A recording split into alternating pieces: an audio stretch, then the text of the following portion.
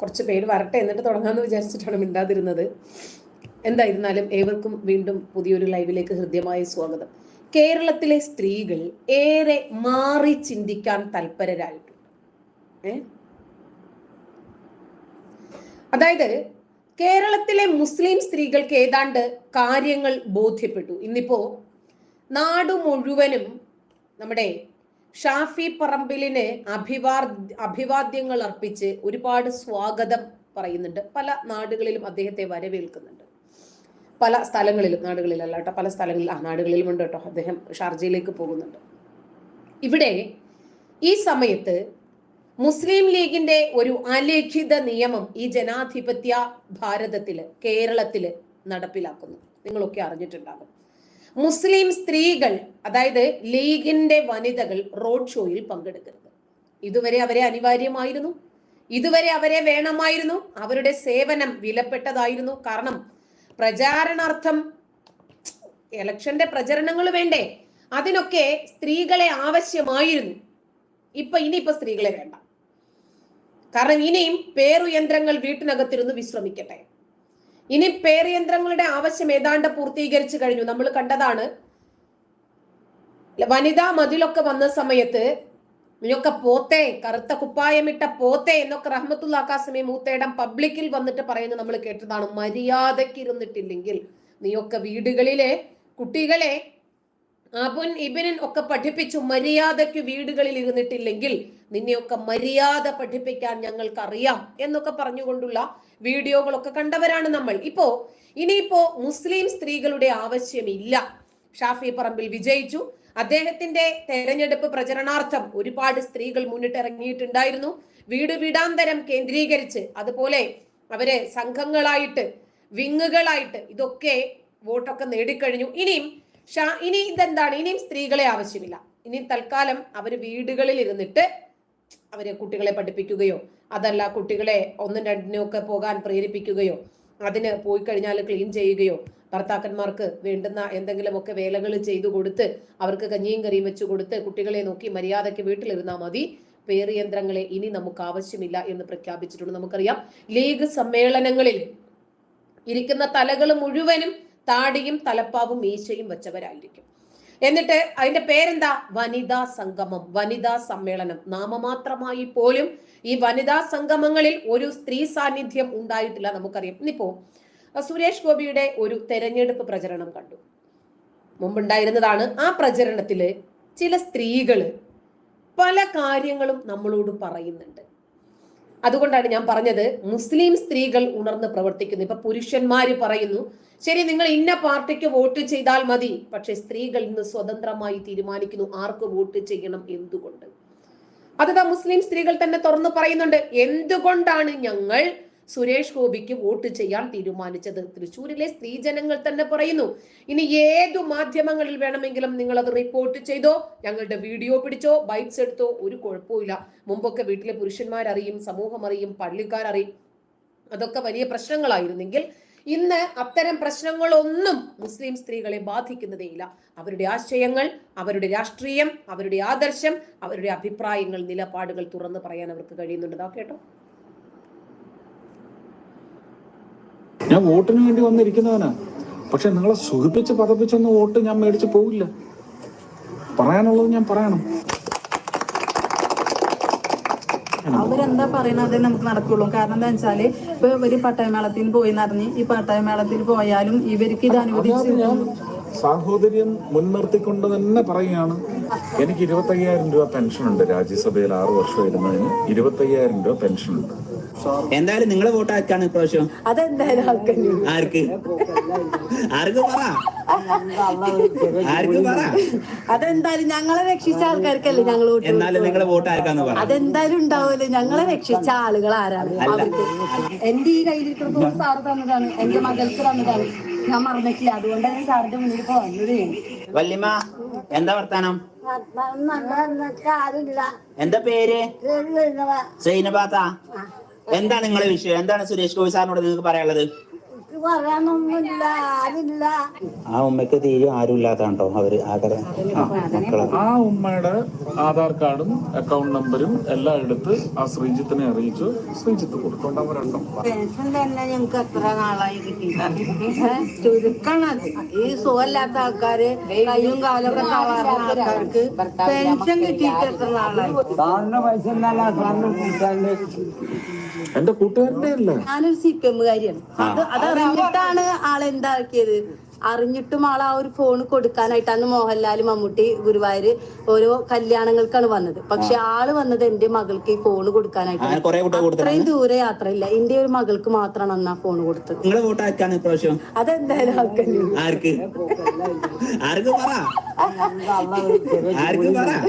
അതെന്തായാലും ഞങ്ങളെ രക്ഷിച്ച ആൾക്കാർക്കല്ലേ ഞങ്ങൾ നിങ്ങളെ വോട്ട് ആർക്കാന്ന് പറ. അതെന്തായാലും ഉണ്ടാവുമല്ലോ. ഞങ്ങളെ രക്ഷിച്ച ആളുകൾ ആരാണ് അവർക്ക് ഞങ്ങൾ എന്തായാലും ആ വോട്ട് രേഖപ്പെടുത്തി. ഞാൻ ചോദിക്കുന്നതല്ല, നിങ്ങളെ വായോണ്ട് പറ, അതാ കേൾക്കാൻ ആഗ്രഹിക്കുന്നത്. എന്തായാലും എന്റെ മോൾക്ക് ആദ്യമായിട്ട് ആളൊരു ഫോൺ കൊടുത്തു. സാറ് ഫോൺ കൊടുത്തു. സുരേഷ് ഗോപി സാർ ഫോൺ കൊടുത്തിട്ട് ആ ഒരു കടപ്പാട് ആളോട് നമുക്ക് തീർക്കേണ്ട ഒരു ആവശ്യം ഞങ്ങൾ അവസരമാണ്. ആ അവസരം എന്തായാലും ഞങ്ങൾ ഉപയോഗപ്പെടുത്തും. 4 വോട്ട് ഇപ്രാവശ്യം നമ്മളെ വീട്ടിലുണ്ട്. ഇത്ര സന്തോഷം നിങ്ങൾക്കുള്ളത് കൊണ്ട് പിന്നെ സുരേഷ് ഗോപി സാറിന് നിങ്ങൾ വോട്ട് കൊടുക്കും? അതെന്തായാലും ഉണ്ടാവും, ഉറപ്പായിട്ടും കൊടുക്കൂല്ലേ? 2018 വെള്ളപ്പൊക്കത്തിന് ശേഷം ഏതൊക്കെ റോഡുകൾ ഇനി മണ്ണിട്ട് നഷ്ടപ്പെട്ട റോഡുകൾ മണ്ണിട്ട് പൊക്കി ടാർ ചെയ്യണ്ട, അത് ഇനി ഒരു വെള്ളപ്പൊക്കം വന്നാലും ഏത് വെള്ളപ്പാച്ചിൽ വന്നാലും ഒലിച്ചു പോകാത്ത കോൺക്രീറ്റ് റോഡ് വേണം എന്ന് പറഞ്ഞ് തൃശ്ശൂരിൽ എത്രയോ ഇടങ്ങളിൽ ഞാൻ കണ്ടു കോൺക്രീറ്റ് റോഡ് വരുന്നത്. മുഴുവൻ ഡിസാസ്റ്റർ റിലീഫ് അല്ലെ, ഫ്ലഡ് റിലീഫ് ഫണ്ടിൽ നിന്നാണ് 37,000 കോടിയാണ് വന്നിരിക്കുന്നത്. ആ കാശ് 37,000 കോടിയും ആ റോഡിൽ കാണുമെന്ന് നിങ്ങൾ വിചാരിക്കരുത്. അത് ഇവിടെ കോൺട്രാക്ട് കൊടുത്ത മുതലാളിമാർ അവര് തട്ടിക്കൊണ്ടുപോകും. ആ മുതലാളിമാരുമായിട്ട് പാർട്ട്ണർഷിപ്പ് ഈ ഗവൺമെന്റിനുണ്ട്. ഈ ഗവൺമെന്റിലെ മന്ത്രിമാർക്കോ മുഖ്യമന്ത്രിക്കോ ഒക്കെ ഉണ്ടാവാം ആ കമ്പനിയുമായിട്ട് പാർട്ട്ണർഷിപ്പ്. പെൻഷൻ തന്നെ ഞങ്ങക്ക് എത്ര നാളായി കിട്ടിയിട്ട് ചുരുക്കണത്. ഈ സുഖമില്ലാത്ത ആൾക്കാര്, കയ്യും കാലൊക്കെ തളർന്ന ആൾക്കാർക്ക് പെൻഷൻ കിട്ടിയിട്ട് എത്ര നാളായി? എനിക്കിപ്പോ ഈ ഇലക്ഷൻ കോഡ് വന്നതുകൊണ്ട് എനിക്ക് അതിനകത്ത് ഇടപെടാൻ പറ്റില്ല. പക്ഷെ അല്ല നിങ്ങൾ മനസ്സിലാക്കണം, എനിക്ക് 25,000 രൂപ പെൻഷൻ ഉണ്ട്. രാജ്യസഭയിൽ 6 വർഷം ഇരുന്നതിന് 25,000 രൂപ പെൻഷൻ ഉണ്ട്. അതിൽ നിന്ന് ഏതാണ്ട് 12,000 ചില്ലാൻ രൂപ ഞാനിപ്പോൾ പലർക്കായിട്ട് പെൻഷൻ കൊടുക്കുകയാണ്. അത് ഈ ഇലക്ഷൻ പ്രഖ്യാപിക്കുന്നതിന് മുമ്പ് ചെയ്തത് കൊണ്ട് ഞാനത് ഇനി ഈ മാസം കൊടുക്കാൻ എനിക്ക് ഒക്കത്തില്ല. അതുകൊണ്ട് ഞാൻ എന്ത് ചെയ്തു, ബാങ്കിൽ നിന്ന് ഈ ഡിഫോൾട്ട് പേയ്മെന്റ് എന്ന് പറയാം, എൻ്റെ ബാങ്കിലേക്ക് എൻ്റെ പെൻഷൻ വരുമ്പോൾ അതിൽ നിന്ന് ഈ 6 പേർക്കും പറഞ്ഞാൽ മനസ്സിലായി. അത് ഇലക്ഷൻ കമ്മീഷനെ ചോദ്യം ചെയ്യാനൊക്കത്തില്ല. അതൊരു പ്രീ അറേഞ്ച്മെന്റ് ആണ്, നേരത്തെ തീരുമാനിച്ച ഒരു പദ്ധതിയാണ്. അതങ്ങനെ പൊയ്ക്കൊണ്ടിരിക്കും. പക്ഷെ പുതുതായിട്ട് ഒരാൾ കൂടെ ഞാൻ തരാമെന്ന് എനിക്ക് പറയാനൊക്കത്തില്ല. പക്ഷേ മനസ്സിലാക്കിക്കുക, എൻ്റെ ഈ പ്രവർത്തനം കണ്ടിട്ട് ദുബായിലുള്ള ഒരു ശ്രീകുമാർ, അയാളുടെ അനുജനോ ചേട്ടനോ ശ്രീജിത്ത് എന്ന് പറയുന്ന ആള് കേരള ക്രിക്കറ്റ് അസോസിയേഷന്റെ പ്രസിഡന്റാണ്. അങ്ങേര് എന്നെ വിളിച്ചു പറഞ്ഞു 4-5 പേർക്ക് ഞാൻ കൊടുക്കാൻ ചേട്ടൻ വിളിച്ചു പറഞ്ഞിരിക്കുന്നു, കൊടുക്കാൻ തയ്യാറാണ്. അപ്പോൾ ഒരു കാര്യം ചെയ്യാം, ഞാൻ ആ ശ്രീജിത്തിനെ അറിയിക്കാം. അവരാരെങ്കിലും ആധാർ കാർഡ് കണ്ടെത്തി ഒരു 4-5 പേർക്ക് അവർ കൊടുക്കുമെങ്കിൽ നിങ്ങൾക്ക് ആ ഭാഗ്യം ഉണ്ടാവട്ടെ എന്ന് മാത്രമേ എനിക്ക് വിടാം. ആ ഒരു വാഗ്ദാനം ഒരു ഇലക്ഷൻ കമ്മീഷന് ചോദ്യം ചെയ്യാനൊക്കത്തില്ല. ഞാൻ കൊടുക്കുന്നില്ല. ആ ഉമ്മക്ക് തീരെ ആരും ഇല്ലാത്താണ്ടോ അവര് ആകെ മക്കളെ. ആ ഉമ്മയുടെ ആധാർ കാർഡും അക്കൗണ്ട് നമ്പരും എല്ലാം എടുത്ത് ആ ശ്രീജിത്തിനെ അറിയിച്ചു. ശ്രീജിത്ത് കൊടുക്കൊണ്ടവരുണ്ടോ?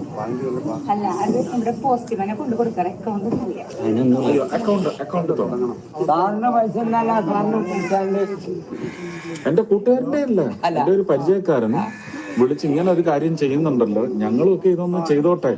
അവരെന്താ പറയണത് നമുക്ക് നടക്കുള്ളൂ. കാരണം എന്താ വെച്ചാല് ഇപ്പൊ ഇവര് പട്ടയമേളത്തിന് പോയി എന്നറിഞ്ഞ് ഈ പട്ടയമേളത്തിന് പോയാലും ഇവർക്ക് ഇത് അനുവദിച്ചു. സാഹോദര്യം മുൻനിർത്തിക്കൊണ്ട് തന്നെ പറയുകയാണ്. അന്നേരം പിന്നെ നമ്മളെ എവിടെയെങ്കിലും ഒന്നും പറഞ്ഞയക്കത്തില്ല. അപ്പോ അതിന് കുറച്ച് വഴങ്ങൽ നമ്മുടെ ഭാഗത്തു നിന്നുണ്ടാവണം. ഇവിടെ ജീവിച്ചാൽ മാത്രമേ ആ തൊഴിൽ ചെയ്യാവൂ എന്ന് പറയുന്ന ഒരു സംവിധാനമല്ല ഇപ്പോ. അപ്പൊ അതിലൊന്നും നമ്മൾ കടുംപിടുത്തം പിടിക്കരുത്. സർക്കാരിന് ചെയ്യിക്കില്ല എന്ന് പറയുന്ന നിശ്ചയത്തിലേക്ക് നമ്മൾ എത്തിക്കരുത്. നമ്മുടേതാണ് ആവശ്യം. ആ മനോഭാവ മാറ്റം നമുക്ക് വേണം. ഞാൻ വോട്ടിന് വേണ്ടി വന്നിരിക്കുന്നവനാ. പക്ഷെ നിങ്ങളെ സുഖിപ്പിച്ച് പതപ്പിച്ചൊന്നും വോട്ട് ഞാൻ മേടിച്ച് പോവില്ല. പറയാനുള്ളത് ഞാൻ പറയണം. സർക്കാരുകൾക്ക് സാർ പറഞ്ഞൊന്നും മനസ്സിലായ നിങ്ങളുടെ ഉദ്ദേശം എന്താണെന്ന് വെച്ചെങ്കിൽ ഇവിടെ തന്നെ കിട്ടണമെന്ന്. പക്ഷെ അങ്ങനെയല്ല സാർ പറയണത്. എന്താണ് സർക്കാർ ഉദ്ദേശിക്കുന്നത്, സർക്കാർ എന്താ പറയുന്നത്, ആ പറയുന്ന പ്രകാരം നിങ്ങൾ അത് വെച്ചിട്ട് കുറെ ലോങ്ങൊന്നും പോകില്ല. ഒരു ലോകനീതി അല്ല, ഒരു രാജ്യനീതിയാണ്, ഒരു സംസ്ഥാന നീതിയാണ്. അതനുസരിച്ച് പിണറായിക്കായാലും ഉമ്മൻചാണ്ടിക്കായാലും ആർക്കായാലും ചെയ്യാൻ പറ്റും. അപ്പൊ അവരെ കൊണ്ട് ഇതൊരു അതാ ഞാൻ പറഞ്ഞു, ഈ 26 കൊല്ലമായിട്ട് നടക്കാത്തതിന്റെ പിന്നിൽ ഇങ്ങനെയുള്ള അവകാശവാദങ്ങളെല്ലാം സർക്കാരിനെ കുഴപ്പത്തിലാക്കും. അപ്പൊ അവരിത് തളർത്തും. നമുക്ക് സാധ്യമാക്കാനുള്ള മാർഗത്തിലേക്ക് നമ്മൾ എത്രയാണ് വഴങ്ങുന്നത് അതും പ്രധാനമാണ്. ഞാൻ ഉടനെ പിണറായിയും ഉമ്മൻചാണ്ടിയും ഒന്നും സപ്പോർട്ട് ചെയ്യല്ല. പക്ഷെ അത് സർക്കാർ സംവിധാനമാണ്. ആര് ഭരിച്ചാലും സർക്കാരിന്റെ സ്വത്താണ്, അത് ബഹുജനങ്ങളുടെ സ്വത്താണ്. അത് നമ്മൾ മനസ്സിലാക്കണം. അവിടെ നമ്മൾ ഉടനെ പ്രക്ഷുബ്ധമായി നമ്മുടെ അവകാശങ്ങൾ എന്ന് പറഞ്ഞാൽ ആ അവകാശങ്ങളെ ചോദ്യം ചെയ്യാൻ വലിയൊരു സമൂഹം വെളിയിലുണ്ടെന്നുള്ളത് നമ്മൾ ഓർത്തോണം. അവർ പിന്തുണയ്ക്കത്തില്ല നമ്മളെ. അവർ നമ്മളെ പിന്തുണയ്ക്കുന്ന തരത്തിൽ നമ്മൾ വഴങ്ങുക, അടിമപ്പെടുക അല്ല, വഴങ്ങുക. എല്ലാം ചിന്തിക്കണം. ജനങ്ങളുടെ മനോഘടന എന്ന് പറയുന്നത് നേരെ വെച്ച് പിന്നെ ആർക്കും അതിനെ തിരസ്കരിക്കാൻ സാധ്യമല്ല. നമ്മൾ സ്ട്രൈറ്റ് ആയി ഞാൻ ഈ സർക്കാരിന്റെ നടപടിയെ ഞാൻ ഉടനെ അവർ ചെയ്യുന്നതാണ് ശരിയെന്നല്ല ഞാൻ പറയുന്നത്. പക്ഷെ അവർക്ക് ചെയ്യാൻ പറ്റുന്ന ശരിയിലേക്ക് നമ്മളുടെ വഴങ്ങൽ കൂടി ഉണ്ടാവണം. കാര്യം നടക്കും. ഒരു നമ്മളെ പോലെ തന്നെ 24 മണിക്കൂറുള്ള ഒരുപാട് പ്രയാസങ്ങളും പ്രശ്നങ്ങളും ചെയ്തു തീർക്കാൻ ഒരുപാട് കടമകളുമുള്ള ഒരു കുടുംബനാഥൻ തന്നെയാണ് സുരേഷ് ഗോപി എന്ന മനുഷ്യൻ. അയാൾക്ക് ഒരുപാട് ലിമിറ്റുകളുണ്ട്. അതിനകത്ത് നിന്നിട്ട് അദ്ദേഹത്തിന് ലഭിക്കുന്ന പെൻഷന്റെ പകുതി പോലും എല്ലാ മാസവും ഒരു 5-6 പേർക്ക് നൽകുക എന്ന് പറഞ്ഞാൽ അത് വലിയ കാര്യമാണ്. ചെറുതാകട്ടെ വലുതാകട്ടെ റെഗുലർ ആയിട്ട് എല്ലാ മാസവും പാവങ്ങളുടെ അക്കൗണ്ടിലേക്ക് ഇദ്ദേഹത്തിന്റെ വകയായിട്ട് ഒരു പൈസ എത്തുന്നു എന്ന് പറയുമ്പോൾ അതൊരു വലിയ കാര്യം തന്നെയാണ്. ഇത് ഒരുത്തനെ കുറച്ച് നേരമായി ഈ ഫബിഹാസ്, അപ്പോൾ അവൻ പറയുന്നു ഒന്ന് പോയി തരുമോ എന്ന്. അവൻ വിചാരിച്ചു ഇത് അവന്റെ അച്ചി വീടാണെന്ന്. ഇത് നിന്റെ അച്ചി വീടുമല്ല, നിന്റെ തന്തയ്ക്ക് സ്ത്രീധനം കിട്ടിയ വീടുമല്ല. ഇതെന്റെ ലൈവാണ്, ഇതെന്റെ പേജിൽ ഞാനിടുന്ന ലൈവാണ്. അതെങ്കിലും അറ്റ്ലീസ്റ്റ് ഒന്ന് മനസ്സിലാക്കാൻ സാധിക്കണമെങ്കിൽ മദ്രസ ബുദ്ധി തലച്ചോറിൽ നിന്നെടുത്ത് പുറത്തു വെച്ച് ചിന്തിക്കണം. അപ്പൊ മനസ്സിലാകും ഇത് അവരുടെ ലൈവാണ്, എനിക്കിതിഷ്ടമില്ല, ശരി ഞാനത് റിമൂവ് ചെയ്ത് ലീവ് ചെയ്ത് ഞാൻ ഇറങ്ങിപ്പോകണം. അതാണ് അതിന്റെ മര്യാദ എന്ന് മനസ്സിലാക്കണമെങ്കിൽ പ്രാഥമികമായി പൊതുബോധം കിട്ടണം നമ്മുടെ തലച്ചോറിലേക്ക്. അതല്ലല്ലോ കിട്ടിയിരിക്കുന്നത്. ചെറിയ പ്രായം മുതലേ നമുക്ക് കിട്ടിയിരിക്കുന്നത് കളിയും കുളിയെ കുറിച്ചുമുള്ള വിവരങ്ങളാണ്. നമ്മൾ അവിടെ നിന്ന് DPP സിസ്റ്റം പോലെ പ്രാക്ടിക്കലും തിയറിയും കഴിഞ്ഞിറങ്ങുന്നത് കളികളാണ്. അപ്പൊ അതുകൊണ്ട് സ്വാഭാവികമായിട്ടും ഫബിഹാസിന് തോന്നും ഇത് അവന്റെ തന്തയ്ക്ക് സ്ത്രീധനം കിട്ടിയതാണ് എന്ന്. അതുകൊണ്ട് അവൻ അത് പറഞ്ഞുകൊണ്ടിരിക്കും. നീ അതവിടെ പറഞ്ഞുകൊണ്ടിരുന്നോ, കുഴപ്പമൊന്നുമില്ല. അടുത്തത് വേറെ ആത്തിഫ, പിന്നെ നീ ഏതാടി തേവിടിച്ചിന്ന്. ആത്തിഫ, ഉമ്മ അങ്ങനെ തേവിടിച്ചുണ്ടായതാണോ നീ? ആണെന്ന് ഉറപ്പായി. ഉമ്മയ്ക്ക് ഓർമ്മയുണ്ടോ നിന്റെ വാപ്പയുടെ മുഖം എന്താണെന്ന്? നിന്റെ തന്ത നീ ഇപ്പൊ വിശ്വസിക്കുന്നുണ്ടോ ഇല്ലെന്ന് അറിയില്ല. ആ ചൂണ്ടിക്കാണിച്ചവൻ തന്നെയാണോടി നിന്റെ തന്ത? ആണോ? നിനക്കൊക്കെ വേണ്ടെങ്കിൽ ഈ ലൈവിൽ നിന്ന് ഇറങ്ങി പോകാമെന്നുള്ളതേ ഉള്ളൂ. അപ്പോ ഇവളുടെയൊക്കെ സംസ്കാരം ഒന്ന് ആലോചിക്കുക. ഒരു മുസ്ലിം സ്ത്രീയുടെ പേരിട്ടാ വന്നിരിക്കുന്നത്. ചിലപ്പോൾ അവളുടെ ഭർത്താവോ വല്ലോ തന്നെ ആയിരിക്കും, ചിലപ്പോൾ അവള് തന്നെ ആയിരിക്കും. മനസ്സിലായില്ലേ? ഒരു സ്ത്രീ ആകട്ടെ ഒരു പുരുഷനാകട്ടെ അവർ മുഹമ്മദീയരാണോ? അവരുടെ കൾച്ചർ ഇങ്ങനെയാണ്. ഈ രൂപത്തിലുള്ള പദപ്രയോഗങ്ങൾ മാത്രമേ അവർക്ക് വഴങ്ങൂ. കാരണം വീട്ടിൽ മൊത്തം വെടികളാ.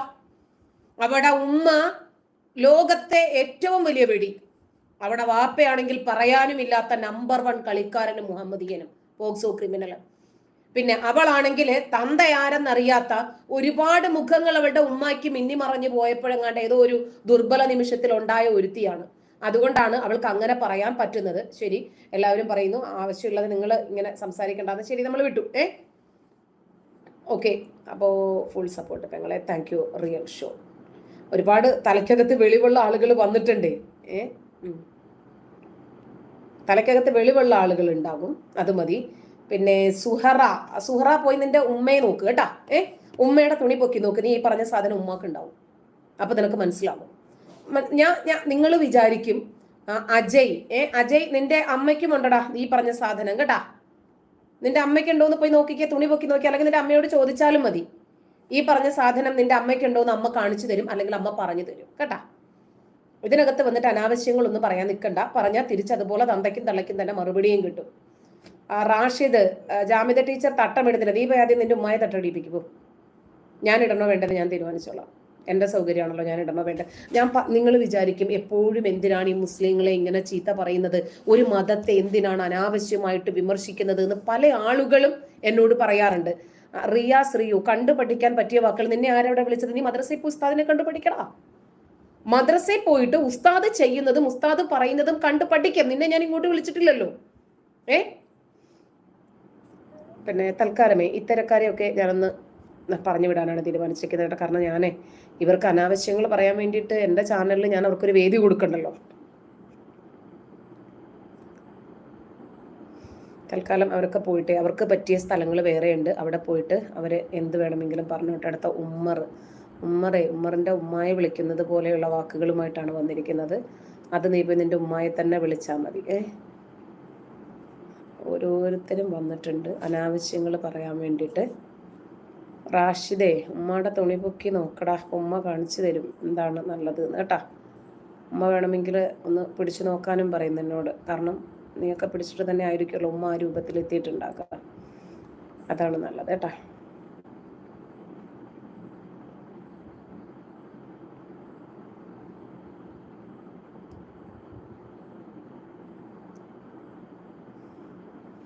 അപ്പോൾ ഇതിനകത്ത് തന്നെ അമ്പാടി എന്ന് പറഞ്ഞ ഒരാൾ വന്ന് ചോദിച്ചിട്ടുണ്ട്, മുസ്ലിങ്ങളെ മാത്രമേ കുറ്റം പറയാനുള്ളൂ. ഇപ്പം മനസ്സിലായില്ലേ? മുസ്ലിങ്ങളെ കുറ്റം പറയണമെന്ന് യാതൊരു നിർബന്ധവുമില്ല.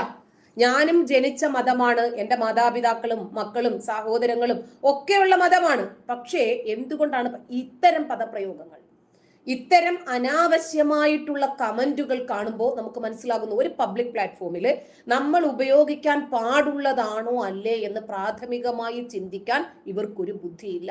അപ്പോൾ തള്ളയ്ക്ക് വിളിക്കുമ്പോഴെങ്കിലും ഒരു ബുദ്ധി ഉണ്ടെങ്കിൽ ഉണ്ടായിക്കോട്ടെ എന്ന് മാത്രമേ വിചാരിച്ചിട്ടുള്ളൂ. സിജോ ടീച്ചറെ, ഒരു പ്രത്യേക സമുദായത്തിൽപ്പെട്ട ആളുകൾ ജയിക്കുമ്പോൾ ഷാഫിക്ക മുത്താണ്, വേറെ ആര് ജയിച്ചിട്ടും ഒരാൾക്കൂട്ടം. ഇപ്പൊ മനസ്സിലായില്ലേ? ഇത് നിങ്ങൾക്ക് ഒരു ബോധമുണ്ടാകണം എന്ന് വിചാരിച്ചിട്ടാണ് നിരന്തരം പറയേണ്ടി വരുന്നത്, പറയുന്നത് തന്നെ. മനസ്സിലായില്ലേ?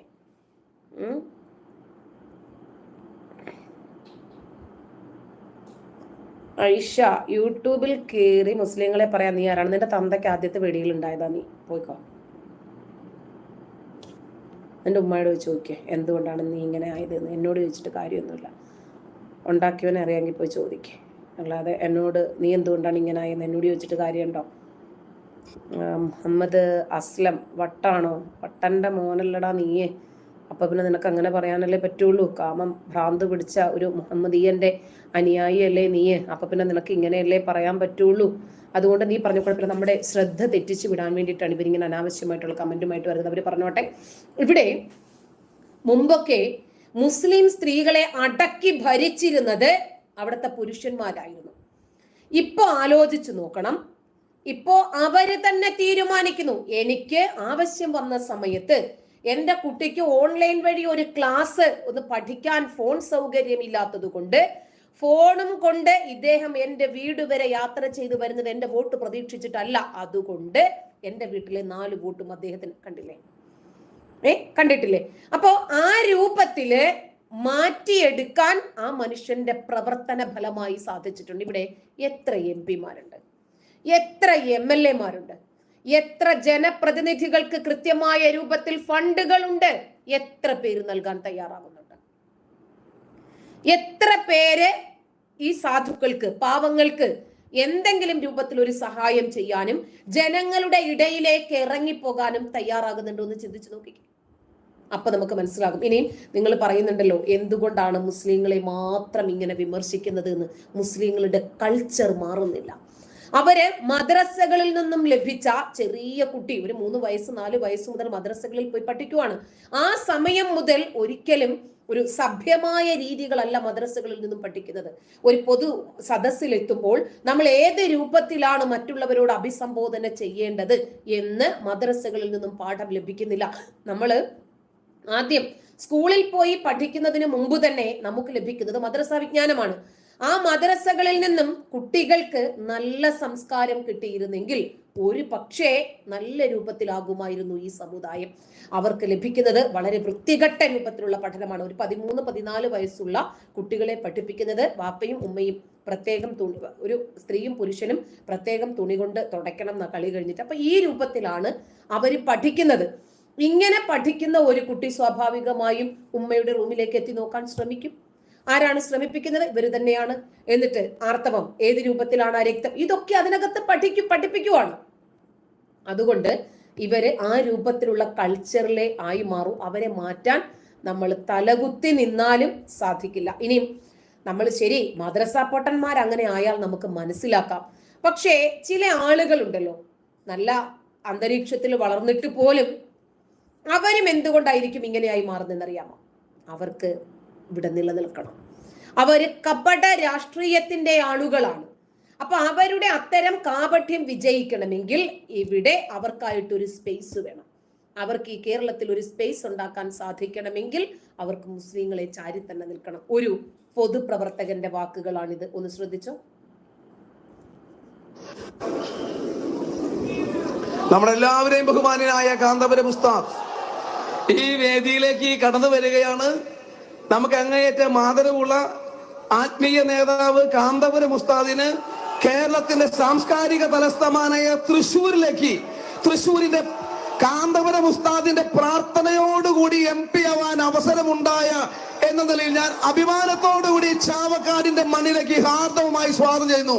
ഞാൻ പാർലമെന്റിൽ പോയതിന് കാന്തപുരം ഉസ്താദിന്റെ പ്രാർത്ഥനയുടെ കൂടി ശക്തി ഉണ്ടായി എന്ന് ഞാൻ അഭിമാനത്തോടെ പങ്കുവെക്കുന്നു. ഒരു പക്ഷേ ഇദ്ദേഹം പാർലമെന്റിൽ പോയത് AP അറിഞ്ഞിട്ടുണ്ടോ എന്ന് തന്നെ അറിയില്ല. ഒന്ന് ആലോചിച്ചു നോക്കണം. കാര്യം കാണാൻ ഏതറ്റം വരെ പോകാനും ഇവർക്ക് യാതൊരു മടിയുമില്ല. ഇവര് ഈ രൂപത്തിലാണ്. ഇപ്പൊ മുസ്ലിങ്ങളാണെങ്കിൽ ഒരു പക്ഷേ അവർ ആ രൂപത്തിലാണെന്ന് പറയാം. ഇതോ ഇനിയും സുരേഷ് ഗോപിയെ സംബന്ധിച്ചിടത്തോളം നോക്കിക്കേ, സമൂഹത്തിലേക്ക് ഇറങ്ങി ചെല്ലുമ്പോൾ ഏത് രൂപത്തിലാണ് അവരോട് സംവദിക്കുന്നത് എന്ന് കണ്ടില്ലേ? അവരുടെ ആവശ്യങ്ങളുമായി ഏത് രൂപത്തിലാണ് അവർ മുന്നോട്ട് പോകുന്നത് എന്ന് കണ്ടില്ലേ? അത് നല്ല സംസ്കാരത്തിൽ വളർന്നു വരണം. ഇത് നമ്മുടെ കേരളത്തിന്റെ ഒരു സാഹചര്യം, ഒരു രാഷ്ട്രീയ മത സാഹചര്യം എടുത്താൽ ഇതാണ് സാഹചര്യം. നോക്കിക്കോ, ഇപ്പൊ പുരോഗമന ചിന്ത അല്ലെങ്കിൽ ഇടതുപക്ഷ സ്വാധീനമുള്ള ഒരു നാടാണ് നമ്മുടെ കേരളം. ഇത്രയും ഒരു ഇടതുപക്ഷ മനസ്സുള്ള കേരളത്തിൽ ഇത്തരത്തിലുള്ള സംഭവങ്ങൾ ആവർത്തിച്ചുകൊണ്ടിരിക്കുകയാണ്. എന്തുകൊണ്ടായിരിക്കും? ആ മനസ്സുള്ളതുകൊണ്ട് ഇടതുപക്ഷ മനസ്സിനെ ഇങ്ങനെ ചെയ്യാൻ പറ്റുള്ളൂ. കാരണം ഇടതുപക്ഷ ശ്രദ്ധിച്ചിട്ടുണ്ടോ, ഇടതുപക്ഷത്തിന്റെ തിയറി തന്നെ സ്ത്രീ ഉൽപാദനോപകരണമാണ്. ഉൽപാദനോപകരണങ്ങളുടെ പൊതുവൽക്കരണമാണ് കമ്മ്യൂണിസം. പൊതുമേഖലയാണല്ല. അപ്പൊ ഈ ഉൽപാദനോപകരണം പൊതുമേഖലയായിരിക്കണം. കമ്മ്യൂൺ എന്നുള്ള വാക്കിൽ നിന്നാണ് കമ്മ്യൂണിസം ഉണ്ടായത്. പിന്നെ ഇപ്പോൾ ഇടതുപക്ഷം എന്നൊക്കെ വിളിക്കുന്നത്. ഈ കമ്മ്യൂണായിട്ട് ഒരു കാലത്ത് ഒരു മഹാരാഷ്ട്രയിൽ താമസിച്ചു. നമ്മുടെ EMS ഭാര്യയോടൊപ്പം വരുന്നു. ഡാങ്കയുടെ കാലത്താണ്, മിസ്റ്റർ ഡാങ്കെ പാർട്ടി സെക്രട്ടറി ആയിരുന്ന കാലത്ത് വലിയ കോമ്പൗണ്ട് വേലിയൊക്കെ കെട്ടിയിട്ട് ഇവർ ഇതിനകത്ത് ആർക്കും ആരുടെയും ഭാര്യയാണ് എന്ന് പറയാൻ സാധ്യമല്ല, ആരുടെ കുട്ടിയാണ് എന്ന് പറയാൻ സാധ്യമല്ല. It's common. ആരുടെ കൂടെ വേണമെങ്കിലും പോവാം. ഇതായിരുന്നു ആ കമ്മ്യൂണിനുള്ളിലെ ചട്ടം. കമ്മ്യൂണായിട്ട് അതാണ് ഒറിജിനൽ കമ്മ്യൂണിസം എന്ന് പറയുന്നത് തന്നെയാണ്. സ്വകാര്യ സ്വത്ത് പാടില്ല. അപ്പോൾ എൻ്റെ ഭാര്യ എന്ന് ഞാൻ പറയാൻ പാടില്ല. എൻ്റെ ഭാര്യ എന്ന് പറഞ്ഞൊരു ഭാര്യയില്ല, എല്ലാവരുടെയും ഭാര്യയാണ്. അഥവാ എല്ലാവരും എൻ്റെ ഭാര്യമാരാണ്. ഈ കൺസെപ്റ്റാണ്, വലിയ കൺസെപ്റ്റാണ്. എഴുത്തച്ഛൻ എഴുതിയിട്ടില്ലേ, ആനന്ദജന്മേഹരേ ഗോപികാരമാണ് ഞാനെന്ന ഭാവം അത് തോന്നായിക വേണമേ, തോന്നുന്നതാകിൽ അഖിലം ഞാനിതെന്ന വഴി തോന്നണമേ. ഞാനാണ് എന്ന് തോന്നരുത്. ഇനി അഥവാ ഞാനാണെന്ന് തോന്നുകയാണെങ്കിൽ എല്ലാം ഞാനാണെന്ന് തോന്നണം. ഇതുപോലെ കമ്മ്യൂണിസത്തിൽ എൻ്റെ ഭാര്യ എന്ന് തോന്നരുത്. ഇനി തോന്നണം നിർബന്ധമാണെങ്കിലോ എല്ലാം എൻ്റെ ഭാര്യയാണെന്ന് തോന്നണം. ഇങ്ങനെ ഒരു ജീവിച്ചു. അവസാനം അടിപൊളിയും പ്രശ്നമായി നാട്ടുകാർ കയറി മേടിച്ചു. വേലിയും ഓർഡറല്ല പൊടിച്ചു. അങ്ങനെ കമ്മ്യൂൺ പരാജയപ്പെട്ടു. 1-2 സ്ഥലത്ത് കമ്മ്യൂൺ പരാജയപ്പെട്ടു. ഇത് ഇവരുടെ ഉപബോധ മനസ്സുകളിൽ നേരത്തെ മുതൽ പറയുന്നുണ്ട്. ഈ ഉൽപാദനോപകരണങ്ങളുടെ പൊതുവൽക്കരണം. അങ്ങനെ സ്ത്രീകൾ പൊതു ഉപഭോഗ വസ്തുവാകുന്നു. അതിൽ തെറ്റില്ല. അതുകൊണ്ടാണ് കമ്മ്യൂണിസ്റ്റ് പാർട്ടി പരാതിയൊക്കെ വന്നു കഴിയുമ്പോൾ അവർ പാർട്ടിക്കുള്ളിൽ തന്നെ സെറ്റിൽ ചെയ്ത് വിടുന്നില്ല. ഇതിന് കൂട്ടുനിൽക്കുന്നവരാ PK ശ്രീമതി, മരിച്ചുപോയ MC ജോസഫൈൻ, ഇതുപോലെ വലിയ സ്ത്രീകളാണ്. കുങ്കിയാന എന്ന് പറയുമല്ലോ, ഇടിച്ചിടിച്ച് ഇതിനെ പരുവപ്പെടുത്തി കീഴ്പ്പെടുത്തി അങ്ങനെ നാട്ടാനയാക്കി മാറ്റും, അതാണ് കുങ്കിയാന. അപ്പൊ ഈ PK ശ്രീമതിയും MC ജോസഫൈനും ഒക്കെയുള്ള കുങ്കിയാനകൾ ഈ പെൺകുട്ടിയെ ഇടിച്ച് പാർട്ടിയുടെ ചട്ടക്കൂടിലാക്കി പിന്നെ അത് മയങ്ങി ഏത് പാപ്പാൻ വന്നു കഴിഞ്ഞാലും അതനുസരിച്ച് ഇങ്ങനെ പോകും. ഈ ഒരു സംഭവം ഇടതുപക്ഷമുണ്ട്, കേരളത്തിൽ ഭൂരിപക്ഷം ഇടതുപക്ഷമാണ് എന്നുള്ള ഒറ്റ കാരണം കൊണ്ടാണ് ഈ അപജയം സംഭവിക്കുന്നത്. ഇപ്പൊ നമുക്ക് കൊല്ലം SN കോളേജിന് മുമ്പിൽ എഴുതി വെച്ചിരിക്കുന്ന ബാനർ എന്താ? സംസ്കാരം പടിക്ക് പുറത്ത്, SFIയുടെ ബാനറാണ്. കേരളവർമ്മ കോളേജിന്റെ മുമ്പിൽ എഴുതി വെച്ച ചിത്രം എനിക്ക് അഞ്ജിതയുടെ മുമ്പിൽ പറയാൻ കൊള്ളില്ല. അഞ്ജിതെന്നല്ല, ഒരു പെൺകുട്ടിയുടെ ആൺകുട്ടിയുടെ മുമ്പിൽ പറയാൻ കൊള്ളില്ല. അത് സോഷ്യൽ മീഡിയ എടുത്ത് നോക്കിയാൽ മതി, കാണാൻ മതി. ഇതൊക്കെ ചെയ്തിട്ട് പിന്നെ you expect high moral standards from young people? No. നിങ്ങൾ മത്ത കുത്തിയാൽ കുമ്പളം മുളയ്ക്കുമോ? നിങ്ങൾ കുത്തി മത്തങ്ങ, വലിയ മത്തങ്ങ ഉണ്ടാകുന്നു, ചുമന്നോട് നടന്നോ. കണ്ടില്ലേ, ഇതാണ് നമ്മുടെ നാടിന്റെ അവസ്ഥ. ഇതൊന്ന് തുറന്നു പറയാൻ എത്ര പേര് സമൂഹത്തിൽ തയ്യാറാകും എന്നിടത്താണ് നമ്മളുടെ പ്രസക്തി എത്തി നിൽക്കുന്നത്. ഇപ്പൊ പല ആളുകളും ലൈവിൽ വന്നിട്ട് ചോദിക്കുന്നുണ്ട്, എന്തിനാണ് ഒരു മതത്തെ മാത്രം പറയുന്നത്? എന്തിനാണ് ടീച്ചർ പറയുന്നത്? നമുക്ക് വേണ്ടിയാണ്, ചതിയിൽ ചെന്ന് ചാടരുത്. ഇപ്പോൾ കോൺഗ്രസിലും കമ്മ്യൂണിസ്റ്റിലും മുഴുവൻ ഇവർ കയറി കുടിക്കുന്ന സിജോ വളരെ ശരിയാണ്, വളരെ ശരിയാണ്. ഇപ്പൊ പോപ്പുലർ ഫ്രണ്ട് എന്ന സംഘടന നിരോധിക്കപ്പെട്ടു. അതിലെ 4-5 ലക്ഷം അണികൾ എവിടെ? അത് ഒരു കോഴിക്കോട് കടപ്പുറത്ത് സംഘടിപ്പിച്ച ഒരു ജനമഹാസമ്മേളനത്തിൽ മാത്രമായിരുന്നു 4-5 ലക്ഷം. അപ്പൊ എത്ര ലക്ഷം അണികൾ ഇവർക്കുണ്ട്? ഇവരൊക്കെ എവിടെ പോയി? ഈ ഇടതിലും വലതിലും അവർ ചേക്കേറിയിട്ടുണ്ട്. അവരുടെ അജണ്ടകളാണ് ഈ നടപ്പിലായിക്കൊണ്ടിരിക്കുന്നത്. മനസ്സിലായില്ലേ? എന്നിട്ട് ഒരാൾ പറയുന്നുണ്ട്, നിങ്ങള് എന്തിനാണ് ഒരു മതത്തെ മാത്രം ഇങ്ങനെ പറഞ്ഞുകൊണ്ടിരിക്കുന്നത് എന്ന് പറഞ്ഞു. നിങ്ങൾക്ക് നിങ്ങളുടെ മതം, ഞങ്ങൾക്ക് ഞങ്ങളുടെ മതം. നിങ്ങൾ ആ വചനം മാത്രമേ കണ്ടിട്ടുള്ളൂ. ഇസ്ലാം മുഴുവനും വയലേഷനാണ്. ഇസ്ലാം എന്ന് പറഞ്ഞാൽ ലക്ഷണമൊത്ത വർഗീയത പരത്തുന്ന മതമാണ്. ഞങ്ങളുടെ മതം മാത്രമാണ് ശരിയെന്ന് മാത്രം പറഞ്ഞ് നിർത്തുന്നില്ല. അന്യമതസ്ഥരെ ഇല്ലാതാക്കാനുള്ള ആഹ്വാനമാണ് ഖുർആനിലൂടെ നൽകുന്നത്. അത് പറയുമ്പോൾ നിങ്ങൾ എന്തിനാണ് പ്രകോപിതരാകുന്നത്? ലോകം മുഴുവനും ഇസ്ലാം ആകുന്നത് വരെ നിങ്ങൾ അവരോട് യുദ്ധം ചെയ്യണം എന്നാണ് ഖുർആൻ പറയുന്നത്. ഭൂമിയിൽ കുഴപ്പമില്ലാതാകുകയും ലോകം മുഴുവനും അള്ളാഹുവിന്റെ കാൽ കീഴിലാകുകയും ചെയ്യുന്നത് വരെ നിങ്ങൾ അവരോട് യുദ്ധം ചെയ്യണം എന്ന് പഠിപ്പിക്കുന്ന ഒരു മതത്തിന്റെ വക്താക്കള് എങ്ങനെയാണ് നിങ്ങൾക്ക് നിങ്ങളുടെ മതം, എനിക്ക് എന്റെ മതം എന്ന് മാത്രം പറഞ്ഞു തീരുന്നത്? ഇന്ന് ഒരുപാട് കാക്കമാര് കയറി വന്നിട്ടുണ്ട്. എന്താണ് ഇവരുടെ അസുഖമെന്ന് നമുക്കറിയാം. ഇവരൊക്കെ വിചാരിച്ചിരിക്കുന്നത് ഇവന്റെയൊക്കെ തന്തയ്ക്ക് സ്ത്രീധനം കിട്ടിയതാണ് ഇത് എന്ന്. തൽക്കാലം ഇവർക്കൊന്നും ഒരു സ്പേസ് കൊടുക്കാൻ പാടില്ല, മനസ്സിലായി? അതുകൊണ്ട് ഇവരൊക്കെ പറഞ്ഞു വിടലാണ് നല്ലത്.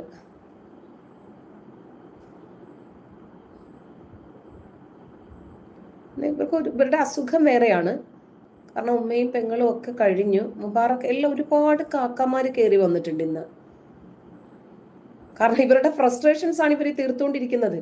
ഒരു വീട്ടില് ഉമ്മയാണെങ്കിലും ഇവർക്ക് അങ്ങനെ ഉമ്മ പെങ്ങളെന്നൊന്നും ഇല്ല. പെങ്ങൾ മുറ്റം അടിക്കുമ്പോഴത്തേക്കിന് മുമ്പിൽ പോയി ഇരിക്കുന്ന ടീമാണ്. എത്രമാത്രം തുണി താഴുന്നുണ്ട് കാണാൻ എനിക്കറിയാം ഒരുപാട് പേരെ. അങ്ങനെയുള്ള ടീമാണ്. അപ്പൊ അവർക്ക് ഒരു സ്പേസ്. അനു, നിന്റെ മതം ഏതാണ്? ഓടാണ്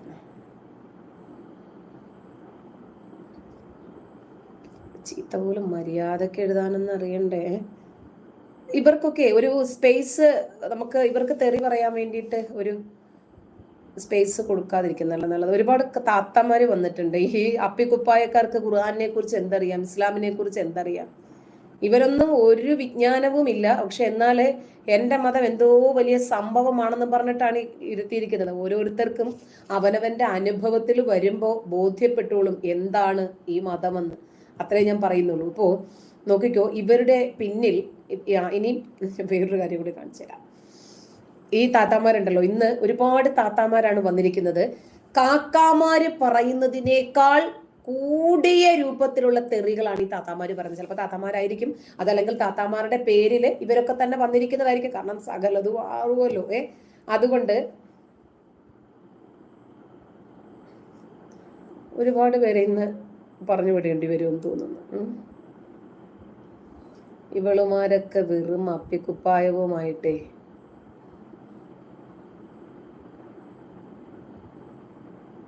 സത്യമാണ് പ്രേമരാജൻ, കുറെ ക്ഷുദ്രജീവികളെയെങ്കിലും കമന്റ് ബോക്സിൽ നിന്ന് പുറത്താക്കണം. അതെ, നമ്മുടെ ഒന്നാമത്തെ കാര്യം, നമ്മൾ നമ്മുടെ വിഷയത്തിൽ നിന്ന് വ്യതിചലിച്ചു പോകും. അനാവശ്യമായിട്ടുള്ള കമന്റുകളാണല്ലോ. അപ്പൊ ഇങ്ങനെ പറയുമ്പോൾ ഇവരെ സ്വാഭാവികമായിട്ട് നമുക്ക് ഇവരെ പ്രതിരോധിക്കേണ്ടതായിട്ട് വരും. അപ്പൊ അതുകൊണ്ടാണ് പന്നികൾ മുക്രയിടും. ടീച്ചർ മൈൻഡ് ചെയ്യേണ്ട രാജേഷ്. അതെ, നമുക്ക് നമ്മുടെ വിഷയമായിട്ട് മുമ്പോട്ട് പോകണം. ഇനിയും ഈ താത്താമാരുടെ ഒരു പൊതു സ്വഭാവം കൂടി ഞാൻ കാണിച്ചു തരാം. എല്ലാവരും ജിമ്മിന് പോകുന്നു, എക്സസൈസിന് പോകുന്നു, എന്തുകൊണ്ട് ഞങ്ങൾക്ക് പോകാൻ പാടില്ല? നോക്കിക്കോ.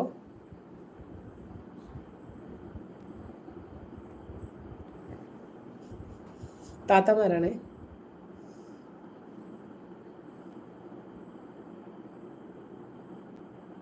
എക്സസൈസുകളാ.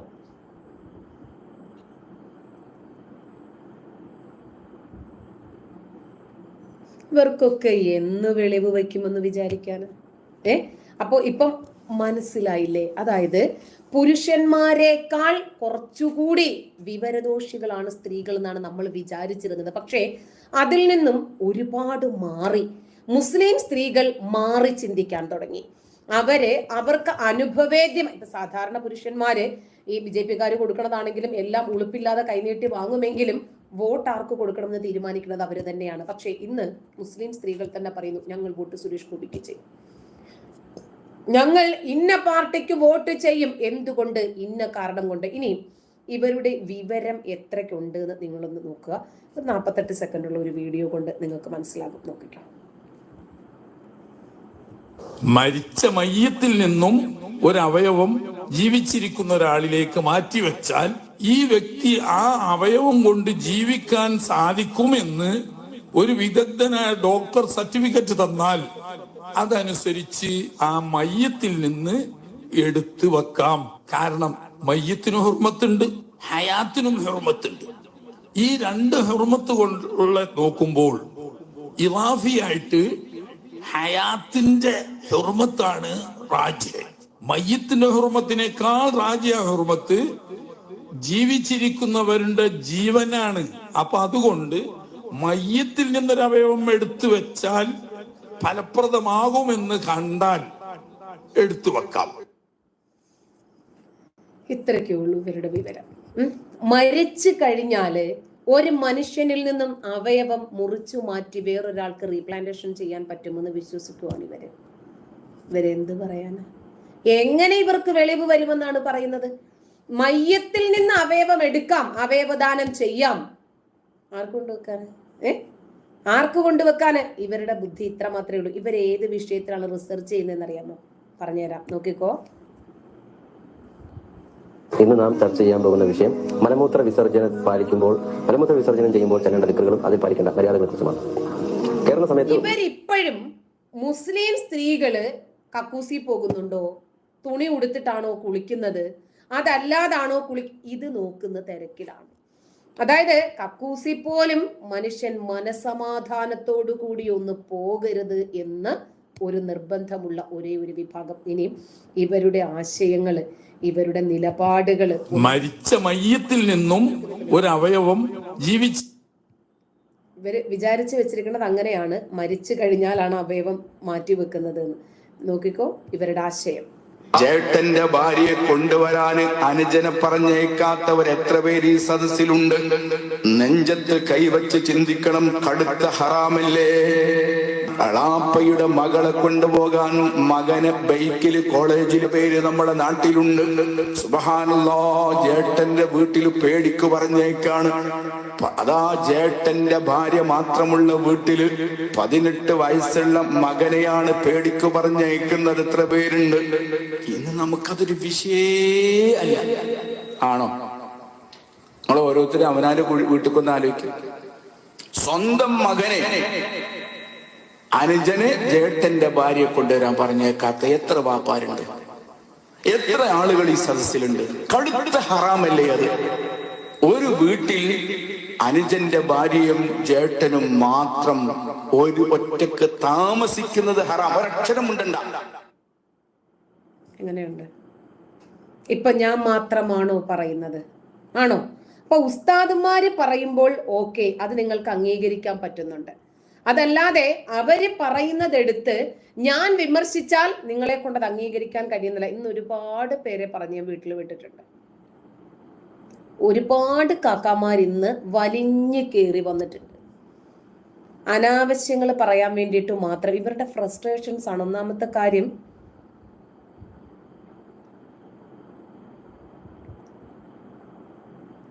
ഏതെങ്കിലും ഒരു മുസ്ലിം നാമധാരി ഒരു സഭ്യമായിട്ടൊരു കമന്റ് എഴുതുന്നു എന്ന് നിങ്ങളൊന്ന് നോക്കിക്കേ.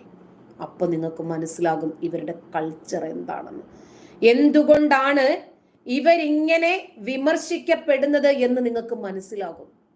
വെറുതെ നമ്മൾ വിമർശിക്കുന്നതല്ല. ഒരു വിഭാഗം ആളുകളെ അനാവശ്യങ്ങൾ പറയണം എന്ന് ഒരു നിർബന്ധവുമില്ല ആർക്കും. പക്ഷെ ഇപ്പൊ മനസ്സിലായില്ലേ, ഇവരൊന്നുപോലും സഭ്യമായി മര്യാദയ്ക്ക് ഒരു മനുഷ്യനോട് എങ്ങനെ സംസാരിക്കണം എന്നിവർക്ക് അറിയില്ല. അപ്പൊ കണ്ടില്ലേ, കിഷോർ പറയുന്നു വെറും പന്നിക്കൂട്ടങ്ങളും ഇവര് പറയിപ്പിക്കുന്നതാണ്. ഇത് എന്റെ ലൈവാണ്. ഇതിനകത്ത് വലിഞ്ഞു കയറി വന്നിട്ട് എന്നോട് നിർത്തിപ്പോ, ഇറങ്ങിപ്പോ, നിന്റെ ഉമ്മാക്ക് സാധനം ഉണ്ടോ, അതുണ്ടോ, ഇതുണ്ടോ ഒന്ന് ആലോചിച്ച് നോക്കി. എല്ലാ ഉമ്മമാർക്കും ഇല്ലേ ഇത്? ഇല്ലേ? ഇവന്റെ ഉമ്മയ്ക്കും ഇല്ലേ? അതാ ഞാൻ പറഞ്ഞത്, ഇവർക്ക് അത്യാവശ്യം ചിന്തിക്കാൻ പോലുമുള്ള കഴിവില്ല. ഒരു സമൂഹത്തിൽ വന്ന് ഞാനിത് പറയാൻ പാടുണ്ടോ ഇല്ലേ, അത് ഇവരെ കുറ്റം പറഞ്ഞിട്ട് കാര്യമില്ല. അതായത് ഇവരെ പഠിപ്പിക്കപ്പെടുന്നത് ഈ രൂപത്തിലാണ്. കണ്ടില്ലേ, ഉസ്താദുമാര് സംസാരിക്കുന്നതാണ് നമ്മൾ ഈ കേൾക്കുന്നതെല്ലാം. ഈ ഉസ്താദുമാരെ ചുറ്റിപ്പറ്റി നിൽക്കുന്ന ഇവരെ ഈ രൂപത്തിലായിട്ടില്ലെങ്കിലേ അത്ഭുതമുള്ളൂ. ഇനി ഉസ്താദുമാര് മാത്രമാണോ പറയുന്നത്? എത്രയോ ആളുകൾ, രാഷ്ട്രീയക്കാര് ഇവരെ ഇങ്ങനെ വാനോളം പൊക്കി പുകഴ്ത്തി കൊണ്ട് നടന്നിട്ട് ഇവരെന്തോ വലിയ സംഭവമാണെന്ന് കാണിക്കും. നോക്കിക്കോ, മാതാവിന്റെ പേര് നാരായണൻ എന്നാണ്, എന്റെ മാതാവിന്റെ പേര് കാളിക്കുട്ടി എന്നാണ്. ഇപ്പൊ ടി ബി പ്രതാപനെ കാണാനില്ല കേട്ടാ. നാരായണന് ജനിച്ച നാരായണന്റെ ബീജത്തിലൂടെ കാളിക്കുട്ടിയുടെ ഗർഭപാത്രത്തിൽ ജനിച്ച പ്രതാപൻ എന്ന പേരുള്ള ഞാൻ എങ്ങനെ ഇസ്ലാമിനെ തിരിച്ചറിയാൻ വേണ്ടി ശ്രമിച്ചു? ഞാൻ ഒരു കാര്യം ആമുഖമായി പറയുന്നു. ഞാൻ അറിയുന്ന ഇസ്ലാം എന്നതിന്റെ കൂടെ ഞാൻ ഒരു വാക്ക് കൂടി ആദ്യമായി എഴുതി ചേർക്കുകയാണ്. എന്നോട് മുജാഹിദിന്റെ ഇവിടെ ഇരിക്കുന്ന സംഘാടകരായ ആളുകൾ ക്ഷമിക്കണം. ഞാൻ അറിയുന്ന ഇസ്ലാം, ഞാൻ ഇഷ്ടപ്പെടുന്ന ഇസ്ലാം, ഞാൻ സ്നേഹിക്കുന്ന ഇസ്ലാം എന്നുകൂടിയുള്ള ഒരു കൂട്ടിച്ചേർക്കൽ ഈ സന്ദർഭത്തിൽ എന്റേതായി കൂടി ഞാൻ ഈ സമ്മേളനത്തിന്റെ ഭാഗമായി എന്റെ സ്വന്തമായി സമർപ്പിക്കാൻ കൂടി ആഗ്രഹിക്കുകയാണ്. ഞാൻ അറിയുന്ന ഇസ്ലാം, ഞാൻ ഇഷ്ടപ്പെടുന്ന ഇസ്ലാം, ഞാൻ സ്നേഹിക്കുന്ന ഇസ്ലാം. എന്തുകൊണ്ട്? ഞാൻ സ്നേഹിക്കുന്ന ഇസ്ലാമിന്റെ ഒന്നാമത്തെ കാര്യം, ഞാൻ ഇഷ്ടപ്പെടുന്ന ഇസ്ലാമിന്റെ ഒന്നാമത്തെ കാര്യം, ഇസ്ലാം ഏകദൈവ വിശ്വാസത്തിന്റെ പ്രതീകമാണ് ഇസ്ലാം എന്നുള്ളതാണ്. ഞാൻ ഇസ്ലാമിനെ ഇഷ്ടപ്പെടാനും ഇസ്ലാമിനെ സ്നേഹിക്കാനുമുള്ള ഏറ്റവും പ്രധാനപ്പെട്ട കാരണം. ഏകദൈവം എന്ന് ഈ ലോകത്ത് ദൈവത്തിന്റെ അടുത്തേക്ക് പോകുന്നതിന് വേണ്ടി ഇടനിലക്കാരും ഇടത്തട്ടുകാരും ഇല്ലാതെ ദൈവത്തെ നേരിട്ട്, ഏതൊരാൾക്കും ദൈവത്തെ നേരിട്ട് സ്വീകരിക്കാൻ വേണ്ടി കഴിയുന്ന, ദൈവത്തിന്റെ അടുത്തേക്ക് നേരിട്ട് ചെല്ലാൻ വേണ്ടി കഴിയുന്ന, ദൈവത്തിന് മുന്നിൽ എല്ലാവരും സമന്മാരാണെന്ന് പറയുന്ന, ആദ്യം വരുന്നവന് ആദ്യം പ്രാർത്ഥനയ്ക്ക് നിൽക്കാൻ അവസരം കൊടുക്കുന്ന, ആരാധനയിൽ കുറ്റം പറഞ്ഞിട്ട് കാര്യമില്ല. വെളിവും വെള്ളിയാഴ്ചയും ആർക്കെങ്കിലും മുമ്പിൽ അടിയറവ് വെച്ച് കഴിഞ്ഞാൽ പിന്നീട് അത് തിരിച്ചെടുക്കുക എന്ന് പറഞ്ഞാൽ കുറച്ച് പ്രയാസം തന്നെയാണ്. എന്നാൽ വെളിവുള്ളവരുണ്ട്, വളരെ കുറച്ചെങ്കിലും ആളുകൾ, അവർക്ക് ഈ മതത്തിൽ നിൽക്കാനും പറ്റില്ല. കാരണം ഇത് ഈ ഖുർആനോ ഇതിന്റെ ഹദീസോ അതല്ലെങ്കിൽ നമ്മുടെ പ്രഭാഷണങ്ങളോ ഒക്കെ കേൾക്കുകയും മനസ്സിലാക്കുകയും അതിന്റെ സത്യം എന്താണ് എന്ന് അന്വേഷിച്ച് പോകുകയും ചെയ്താൽ ഇവർക്ക് യാഥാർത്ഥ്യം തിരിയും. അത് കഴിഞ്ഞാൽ പിന്നീട് ഒരു നിമിഷം പോലും അവർക്ക് ഈ മതത്തിൽ നിൽക്കാൻ പറ്റില്ല. കാരണം മനസാക്ഷിയെ വഞ്ചിച്ചിട്ട് മാത്രമേ പിന്നീട് അവർക്ക് ഇതിനകത്ത് കാപട്യത്തോടു കൂടി നിൽക്കാൻ പറ്റൂ. ഇവർക്ക് നിൽക്കാൻ പറ്റില്ല. അങ്ങനെ അവർ ഈ മതം വിട്ട് പുറത്തേക്ക് വരും. അവരെന്നിട്ട് സൈലന്റായി നിൽക്കും. അങ്ങനെയുള്ള ലക്ഷക്കണക്കിന് ആളുകളെ എനിക്കറിയാം.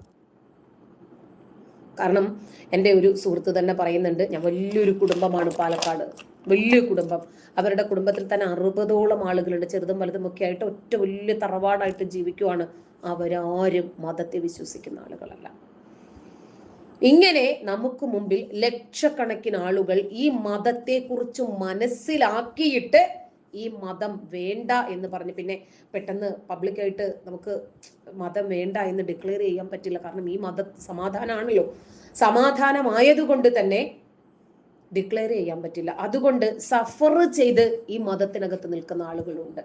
പക്ഷേ ഇനി ഒരു ക്രിസ്ത്യാനിയുടെ വാക്ക് നിങ്ങളൊന്ന് ശ്രദ്ധിച്ചു നോക്കിക്കേ, സഭ്യമായിരിക്കും, മര്യാദക്കായിരിക്കും സംസാരിക്കുന്നത്.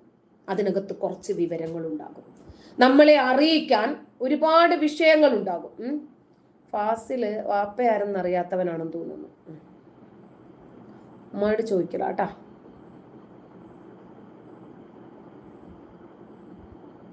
ഒരുപാട് പേരെ അറിയിക്കുന്നു, പറഞ്ഞു വിട്ടു. എന്തിനാണ് ചേച്ചി മതത്തിനെ കുറിച്ച് സംസാരിക്കുന്നത്? അനൂപ് കുമാർ, നമ്മുടെ നാട് ഏതാണ്ട് മതവിശ്വാസികൾ വിഴുങ്ങിക്കഴിഞ്ഞു. അതുകൊണ്ടാണ് നമ്മൾ ഈ മതത്തെ കുറിച്ച് പറയുന്നത്. ഇങ്ങനെയാണ് നമ്മൾ മുന്നോട്ട് പോകുന്നതെങ്കിൽ രാഷ്ട്രീയക്കാര് പോലും മതത്തെ താങ്ങിക്കൊണ്ടല്ലാതെ പൊതു ഇടങ്ങളിലെ ഒരു വിഷയം അവതരിപ്പിക്കുന്നില്ല. അങ്ങനെ വരുമ്പോ ഈ മതവിശ്വാസികൾ ഇപ്പൊ കുറച്ചാളുകൾ മാത്രം നമ്മുടെ ചാനലിലേക്ക് കയറി വന്നിട്ട് കണ്ടില്ലേ കാണിക്കുന്നത്, കുറച്ച് പേര് മാത്രം, വിവരമുള്ള ആളുകൾ എമ്പാടുമുണ്ട്. അവര് ഈ കമന്റ് ബോക്സിനകത്ത് ഇടുന്ന വൾഗറായിട്ടുള്ള കമന്റുകൾ നിങ്ങൾ കാണുന്നില്ലേ? അങ്ങനെ നോക്കുമ്പോൾ നമ്മുടെ സമൂഹത്തിന്റെ ബഹുഭൂരിപക്ഷം ആളുകളും ഈ മതത്തിന്റെ ആളുകളായാൽ എങ്ങനെ ഇരിക്കുമെന്നൊന്ന് ആലോചിച്ച് നോക്കിക്കേ, ഉമ്മർ അടിച്ചു പൊളിച്ച് നടക്കാൻ പറ്റൂല, അതുകൊണ്ട് ചേച്ചിയെ ബുദ്ധിമുട്ടിപ്പിക്കുന്നില്ല. അല്ല, ഉമ്മർ കുണ്ടൂരെ ആ പേരിൽ തന്നെ ഉണ്ട്. നീ ആരാണെന്ന് ഞാൻ ചോദിക്കട്ടെ? ഈ ഗൾഫിലൊക്കെയുള്ള സ്ത്രീകളൊന്നും മുസ്ലിം സ്ത്രീകളല്ലേ? അല്ലേ? സൽമാൻ രാജാവിന്റെ ഭാര്യയും മക്കളും ഒന്നും സൗദി അറേബ്യയിലെ രാജാവിന്റെ മകൾ ഷെയ്ഖ മെഹ്റ ഇവരൊന്നും മുസ്ലിങ്ങളല്ല. ഇവരൊന്നും അടിച്ചു പൊളിച്ച് ജീവിക്കുന്നവരല്ല. ഇവരൊക്കെ അപ്പിക്കുപ്പായത്തിനകത്ത് ഇറങ്ങി നിന്ന് ജീവിക്കുന്നവരാ. തുർക്കിയിൽ എർദോഗാന്റെ ഭാര്യയും മക്കളും ഇവരൊക്കെ അങ്ങനെ ജീവിക്കുന്നവരാ. ആദ്യം കണ്ണു തുറക്ക്, കാത് തുറക്ക്, എന്നിട്ട് ചുറ്റുമുള്ളതിനെ ഒന്ന് വീക്ഷിക്കേ. നമ്മുടെ ഉസ്താദന്മാർക്ക് ആർക്കെങ്കിലും ധൈര്യമുണ്ടോ സൗദി അറേബ്യയിലും മറ്റും പോയിട്ട് നിങ്ങളുടെ മകൾ നരകത്തിന്റെ അഗ്നിയാണെന്ന് പറയാൻ? നിങ്ങളുടെ മക്കൾ നരകത്തിലെ തീക്കൊള്ളിയാണ്, വിറക് കൊള്ളിയാണെന്ന് പറയാൻ എത്ര ഉസ്താദന്മാർക്ക് ധൈര്യമുണ്ടാകും? അവർക്ക് എന്തേ അവരെ പഠിപ്പിക്കണ്ടേ? അവർക്ക് സ്വർഗം കൊടുക്കണ്ടേ? അപ്പോ ഞാനിപ്പോ പറഞ്ഞു വരുന്നത്, കാക്കാമാരുടെ പ്രഭാഷണങ്ങളിൽ മുഴുവനും നിൽക്കുന്നത് എന്താണെന്നും മറ്റ് ക്രിസ്ത്യൻ ഹിന്ദുക്കൾ അവരുടെ പ്രഭാഷണങ്ങളിൽ എപ്പോഴെങ്കിലും കളിയെക്കുറിച്ചും കുളിയെക്കുറിച്ചും അവർ സംസാരിക്കാറുണ്ടോ? അവർക്കറിയാം ഈ സമൂഹത്തില് ഉള്ളത് ആരാണ്. ഒന്ന് പോകുന്നുണ്ടോ? ഒന്ന് സാജുദ്, എന്താ നിന്റെ അമ്മയ്ക്ക് സ്ത്രീധനം, നിന്റെ വാപ്പക്ക് സ്ത്രീധനം കിട്ടിയതാ? അങ്ങ് മധ്യപ്രദേശിലേക്കും മണിപ്പൂരിലേക്കും മാത്രം നോക്കിയിരിക്കുന്ന കേരളത്തിലെ മതേതര ക്രിസ്ത്യാനികൾക്കും ചില മതമേലധ്യക്ഷന്മാർക്കുമുള്ള ദൈവത്തിന്റെ അവസാന മുന്നറിയിപ്പാണ് ഇന്നലെ പൂഞ്ഞാർ സെന്റ് മേരീസ് പള്ളി കോമ്പൗണ്ടിൽ നടന്ന നിഷ്ഠൂരമായ സംഭവം. പൂഞ്ഞാർ സെന്റ് മേരീസ് പള്ളി സഹവികാരിയായ ജോസഫ് അച്ഛൻ എവിടെയും മതപരിവർത്തനം നടത്താൻ പോയതല്ല. അന്യമതസ്ഥരുടെ ആരാധനാമൂർത്തികളെ അവഹേളിച്ചുകൊണ്ട് അദ്ദേഹം എവിടെയും സംസാരിച്ചില്ല. തനിക്ക് ഉത്തരവാദിത്തമുള്ള പള്ളിയുടെ കോമ്പൗണ്ടിൽ അനധികൃതമായി കടന്നു കയറി അപ്പോൾ അവിടെ നടന്നുകൊണ്ടിരിക്കുന്ന ആരാധനയ്ക്ക് ഭംഗം വരുത്തക്ക രീതിയിൽ ശബ്ദശല്യം ഉണ്ടാക്കിയവരെ നിയന്ത്രിക്കാൻ വേണ്ടി സമാധാനപരമായി ശ്രമിക്കുക മാത്രമാണ് ആ വൈദികൻ ചെയ്തത്. അതിനാണ് അദ്ദേഹത്തെ വാഹനം കൊണ്ട് ഇടിച്ചു തെറിപ്പിക്കുകയും വീണ്ടും വാഹനം ഇടിച്ച് അപായപ്പെടുത്താൻ ശ്രമിക്കുകയും ചെയ്തത്. ഇതൊരു തുടക്കം മാത്രമാണ്. പൂഞ്ഞാർ പോലെ എവിടെയൊക്കെ ചിലർ ഭൂരിപക്ഷമാകുന്നുവോ അവിടെ ക്രിസ്ത്യാനി പോലുള്ള ന്യൂനപക്ഷത്തിന്റെ മേൽ ഇത്തരം സംഭവങ്ങൾ ഇനിയും ഉണ്ടായിക്കൊണ്ടിരിക്കും. ഇപ്പൊ മനസ്സിലായില്ലേ എന്തുകൊണ്ടാണ് ഒരു പ്രത്യേക മതത്തെ തന്നെ നിരന്തരം വിമർശിക്കേണ്ടി വരുന്നത്? ഇവരെവിടെയാണോ കുറച്ച് കൂടുതലാകുന്നത് അവിടെയൊക്കെ ഇതുപോലെയുള്ള സംഭവങ്ങൾ ഉണ്ടാകും. ആ നാട്ടില് ക്രിസ്ത്യാനികൾക്കും ഹിന്ദുക്കൾക്കും മതമില്ലാത്തവർക്കും ഒക്കെ ജീവിച്ചു പോകുക എന്ന് പറഞ്ഞാൽ ബുദ്ധിമുട്ടാണ്. അതുകൊണ്ട് ബോധവൽക്കരണം അനിവാര്യമായ കാലഘട്ടത്തിലൂടെയാണ് നമ്മൾ കടന്നു പോകുന്നത്. കാലിന്റെ അടിയിലെ മണ്ണ് ഒലിച്ചു പോയിക്കൊണ്ടിരിക്കുന്നത് അറിയാതെ, യഥാർത്ഥ ശത്രുക്കൾ ആരെന്ന് തിരിച്ചറിയാതെ, സഭയുടെ ശത്രുക്കൾ എറിഞ്ഞു കൊടുക്കുന്ന എല്ലും കഷ്ണങ്ങൾ തിന്ന ചില രാഷ്ട്രീയക്കാരുടെ എച്ചിൽ തിന്നുകൊണ്ട് ചില പാണന്മാർ പാടുന്ന പാട്ടിനനുസരിച്ച് കഥയറിയാതെ ആട്ടമാടുകയാണ് നമ്മൾ മതേതര ക്രിസ്ത്യാനികളും ചില മതമേലധ്യക്ഷന്മാരും. യഥാർത്ഥ ശത്രുവാരെന്ന് ഇനിയെങ്കിലും നിങ്ങൾ തിരിച്ചറിയണം.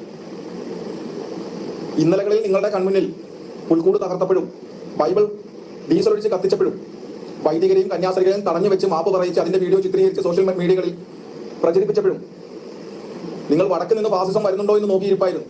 എന്നാൽ യഥാർത്ഥ ഫാസിസം എന്താണെന്ന് നിങ്ങൾ ഇതുവരെ തിരിച്ചറിഞ്ഞിട്ടില്ല. ഇതുപോലെ സംഭവങ്ങളിലൂടെ ഇനി പഠിക്കാൻ പോകുന്നതേയുള്ളൂ. ഇന്നലെ ഇവരുടെ കൈകളാൽ ആക്രമിക്കപ്പെട്ടത് സഹവികാരിയാണ്. എന്നാൽ പ്രധാന വികാരിയും കന്യാസ്ത്രീകളും പിതാക്കന്മാരും ആക്രമിക്കപ്പെടുന്ന കാലം അതിവിദൂരമല്ല. ഏതാനും നാളുകൾക്ക് മുമ്പ് തന്റെ ജനത്തോട് നാർക്കോട്ടിക് ജിഹാദിനെ കുറിച്ച് പറഞ്ഞപ്പോൾ പാലാ ബിഷപ്പിനെതിരെ ഉണ്ടായ സംഭവങ്ങൾ നമ്മുടെ കൺമുന്നിലുണ്ട്. അതുകൊണ്ട് തന്നെ യഥാർത്ഥ ശത്രുക്കളെ ഇനിയെങ്കിലും നിങ്ങൾ തിരിച്ചറിയുക. മറ്റൊന്ന് പറയാനുള്ളത്, എന്നും ഇങ്ങനെ വേദനയും അപമാനവും സഹിച്ച് വിട്ടുവീഴ്ചകൾക്ക് തയ്യാറായി മതസൗഹാർദ്ദം കാത്തുസൂക്ഷിക്കുക എന്നുള്ളത് ഞങ്ങൾ ഇരകളുടെ മാത്രം ഉത്തരവാദിത്തമല്ല എന്ന് വേണ്ടപ്പെട്ടവർ തിരിച്ചറിയണം. അതുപോലെ ഇന്നലെ വൈദികനെ ആക്രമിച്ചവരോട് ഞങ്ങൾക്ക് പറയാനുള്ളത്, ഇന്നലെ നിങ്ങൾ പൂഞ്ഞാർ സെന്റ് മേരീസ് പള്ളിയിൽ ഞങ്ങളുടെ വൈദികനെ ആക്രമിച്ചത് ആരുടെ ബലത്തിലാണെന്നും ആ ബലം ആരാണ് നിങ്ങൾക്ക് നൽകുന്നതെന്നും ആ ബലം നൽകുന്നവർക്ക് ആരാണ് പിന്തുണ നൽകുന്നതെന്നും ഞങ്ങൾക്ക് നന്നായി അറിയാം. അത് അറിഞ്ഞുകൊണ്ട് തന്നെ പറയുകയാണ്, ഇനി ഞങ്ങളുടെ വൈദികരുടെ നേരെ നിന്റെയൊക്കെ കൈ ഉയർന്നാൽ അതേ നാണയത്തിൽ തന്നെ ഞങ്ങൾ പ്രതികരിച്ചിരിക്കും. കണ്ടോ? അതായത് ഇവര് കാരണം ഇവരുടെ ഇപ്പോ UK പോയിട്ട് എന്താണ് ഇവർ ചെയ്തു കൂട്ടുന്നത്? അവിടെ നിന്ന് ഇവർക്ക് അഭയം കൊടുത്ത ആളുകളോട് ഇറങ്ങി പുറത്തു പോകാൻ പറയുക. ഇവര് ഇസ്ലാമിക രാജ്യങ്ങളിൽ നിന്ന്, സിറിയയാണെങ്കിലും അഫ്ഗാൻ ആണെങ്കിലും ലെബനൻ ആണെങ്കിലും പാകിസ്ഥാൻ ആണെങ്കിലും അഫ്ഗാൻ, ഇതുപോലെയുള്ള സ്ഥലങ്ങളിൽ നിന്ന് മതവിവേചനം മൂലമല്ല ഇവർ പോകുന്നത്. ഇവർ ഇതുവരേക്കും എന്തിനു വേണ്ടിയാണോ പടപൊരുതിയത്, മത രാജ്യത്തിനു വേണ്ടിയാണ്. ആ മതരാജ്യം സ്ഥാപിതമാകുമ്പോൾ ഇവരവിടെ അഭയാർത്ഥികളാക്കപ്പെടുവാണ്. ഇവരവിടെ നിന്ന് പലായനം ചെയ്യപ്പെടേണ്ടി വരുവാണ്. അവിടെ നിന്ന് ഓടിക്കേറുന്നത് എവിടെയാ? മനുഷ്യരെ മനുഷ്യരായി കാണാൻ പര്യാപ്തമായി പരിശീലിച്ചിട്ടുള്ള നാടുകളിലേക്ക്. ഇവരും ഭൂമിയുടെ അവകാശികളാണ്.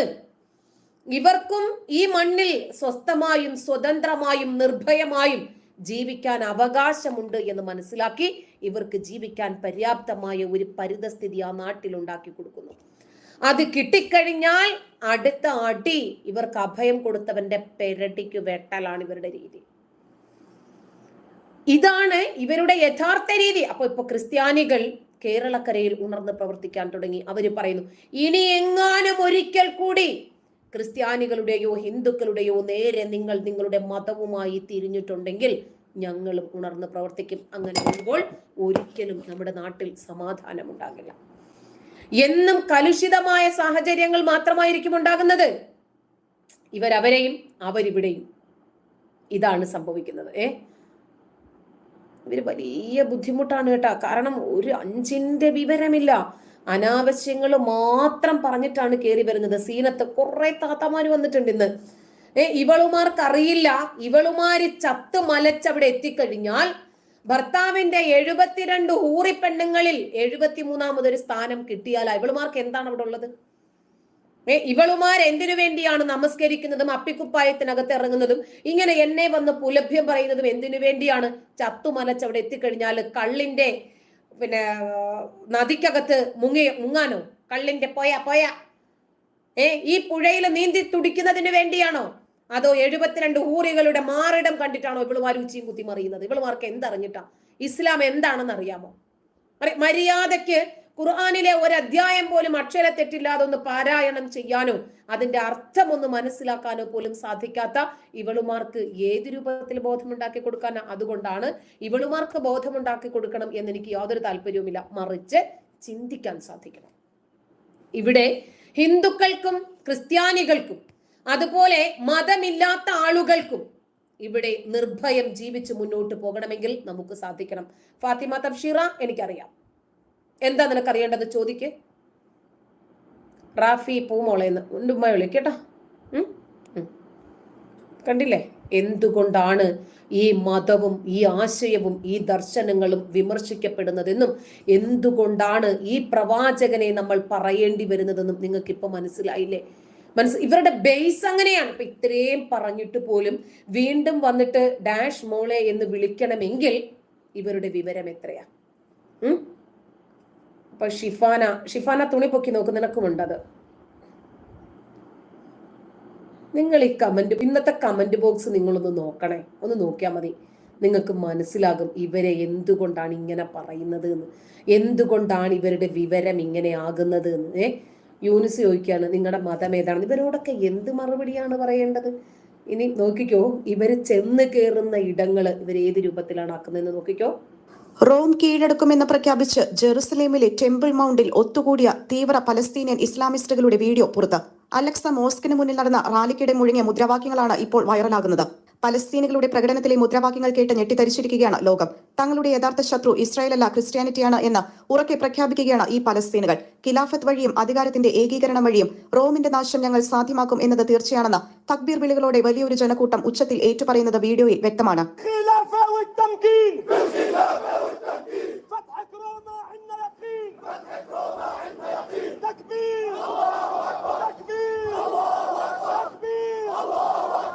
കോൺസ്റ്റാന്റിനോപ്പിൾ കീഴടക്കിയതിന്റെ വാർഷിക ദിനത്തിൽ ഖിലാഫത്ത് സ്ഥാപിക്കാനും റോം കീഴടക്കാനും അലക്സ സ്വതന്ത്രമാക്കാനും ആഹ്വാനം ചെയ്തുകൊണ്ടുള്ള മുദ്രാവാക്യങ്ങളിൽ അവിശ്വാസികളുടെ ലോകത്തെ അധീനതയിലാക്കാനും അള്ളാഹയുടെ പരമാധികാര വാഴ്ച കൊണ്ടുവരാനും അള്ളാഹയെ പ്രതി ജിഹാദ് നടത്തുക എന്നതാണ് നിങ്ങളുടെ യഥാർത്ഥ ദൗത്യമെന്നും നേതാക്കൾ പറഞ്ഞു വെക്കുന്നുണ്ട്. في ذكرى فتح القسطنطينية نستنصركم من المسجد الأقصى المبارك نستنصركم لإقامة الخلافة وتحرير بيت المقدس وفتح روما. فهل أنتم مجيبون؟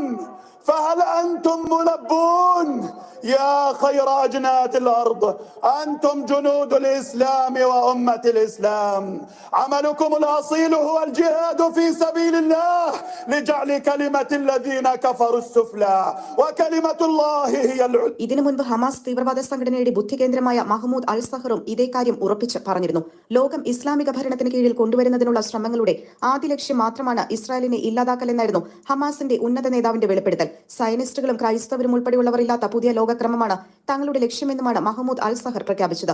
റോം എന്നതിലൂടെ വത്തിക്കാനെയും അതിലൂടെ ക്രൈസ്തവരെയും ഉന്നമിച്ചുള്ള തീവ്ര പലസ്തീൻ ഇസ്ലാമിക ഗ്രൂപ്പുകളുടെ അജണ്ടകൾ രഹസ്യമല്ല, മറിച്ച് പ്രഖ്യാപിത ലക്ഷ്യമാണെന്ന് ഇപ്പോൾ പുറത്തിറങ്ങിയ വീഡിയോ അടിവരയിട്ട് തെളിയിക്കുന്നു. ക്രൈസ്തവ ലോകത്തെ കീഴടക്കുന്നത് ലക്ഷ്യമാക്കി ഒരു കൂട്ടർ പ്രവർത്തിക്കുമ്പോൾ ഇന്ത്യയെ കീഴടക്കൽ തങ്ങളുടെ ലക്ഷ്യമാക്കി സമാന ചിന്താഗതിയുള്ള ഗസ്വ ഇ ഹിന്ദ് പോലുള്ള തീവ്ര ഇസ്ലാമിക സംഘടനകളുടെ മറ്റൊരു വിഭാഗം ഹദീസുകളെ വ്യാഖ്യാനിച്ച് തീവ്ര പരിശ്രമങ്ങൾ നടത്തുന്നുണ്ട്.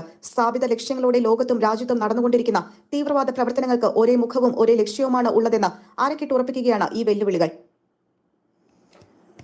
കണ്ടോ, ഇവരുടെ ലക്ഷ്യം ഇസ്രായേൽ അല്ല, മറിച്ച് ഇവരുടെ ലക്ഷ്യം ക്രിസ്ത്യാനികളാണ്. ഇപ്പൊ മനസ്സിലായില്ലേ?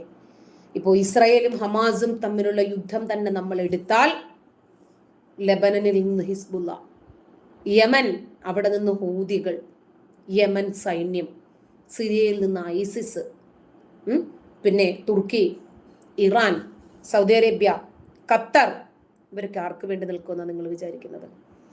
നമ്മുടെ നാട്ടിൽ ഒരു 1921 നിങ്ങൾക്ക് ഓർമ്മയുണ്ടോ? തുർക്കിയെ ബ്രിട്ടൻ കീഴടക്കിയപ്പോൾ അവിടുത്തെ സ്ഥാനപതിയെ ഭ്രഷ്ട് ചെയ്യില്ല എന്നാണ് ബ്രിട്ടൻ ആദ്യം പറഞ്ഞിരുന്നത്. പക്ഷെ പിന്നീട് അബ്ദുൽ മജീദിനെ സ്ഥാനഭ്രഷ്ടനാക്കേണ്ടി വന്നു ബ്രിട്ടന്. അതിനെ ചൊല്ലി കേരളത്തിലെ ഹിന്ദുക്കളെ കഴുത്തറുത്ത് കൊന്നത് നിങ്ങൾക്ക് ഓർമ്മയുണ്ടോ? തുവ്വൂർ കിണറുകളിലേക്ക് വലിച്ചെറിഞ്ഞത് നിങ്ങൾക്ക് ഓർമ്മയുണ്ടോ? ബ്രിട്ടന് തുർക്കിയോട് ചെയ്തതിന് ഇവിടത്തെ മുസ്ലിങ്ങൾ എന്ത് പിഴച്ചു? മനസ്സിലായോ? പോപ്പുലർ ഫ്രണ്ടിനെ നിരോധിച്ചിട്ടില്ലായിരുന്നെങ്കിൽ ഈ ഇസ്രായേൽ ഹമാസ് യുദ്ധം ഈ രൂപത്തിൽ നിലനിൽക്കുമ്പോൾ നമ്മുടെ നാട്ടിൽ എന്ത് സംഭവിക്കുമായിരുന്നു എന്നൊന്ന് ചിന്തിച്ചു നോക്കിക്കേ. ഇതൊന്നും വസ്തുതകളില്ലാതെ സംസാരിക്കുന്നതല്ല. റോം ഞങ്ങൾ കീഴടക്കും, ഇവരുടെ അജണ്ടയിൽപ്പെട്ടതാണ്. നമ്മുടെ മതപരമായ ഒരു ആവശ്യം കൂടിയാണത്. അതുകൊണ്ടാണ് ഇവർക്കും ഈ രൂപത്തിൽ ചിന്തിക്കേണ്ടി വരുന്നത്. ഇനി വേറൊരു ക്ലിപ്പ് കൂടെ കേൾപ്പിച്ചുതരാം. യുദ്ധം തീർന്നത് വരെ കല്യാണവും ആർഭാടും വേണ്ട. മൂന്നാമത് രാത്രി 2 മണി സമയത്ത്, രാത്രി 3 മണി സമയത്ത് മുസൽമാന്റെ വീട്ടിൽ തീരെളിയണം, വെളിച്ചം കത്തണം, എല്ലാ വീടുകളും 2 മണി സമയത്ത് ഉണരണം. എന്നിട്ട് അയൽവക്കത്തുള്ള ഹിന്ദു മതസ്ഥൻ ചോദിക്കണം, ക്രിസ്തു മതസ്ഥൻ ചോദിക്കണം, എന്താണ് നിങ്ങളുടെ വീട്ടിൽ കുറെ ദിവസമായല്ലോ 2 മണിക്ക് എണീക്കുന്നു എല്ലാവരും.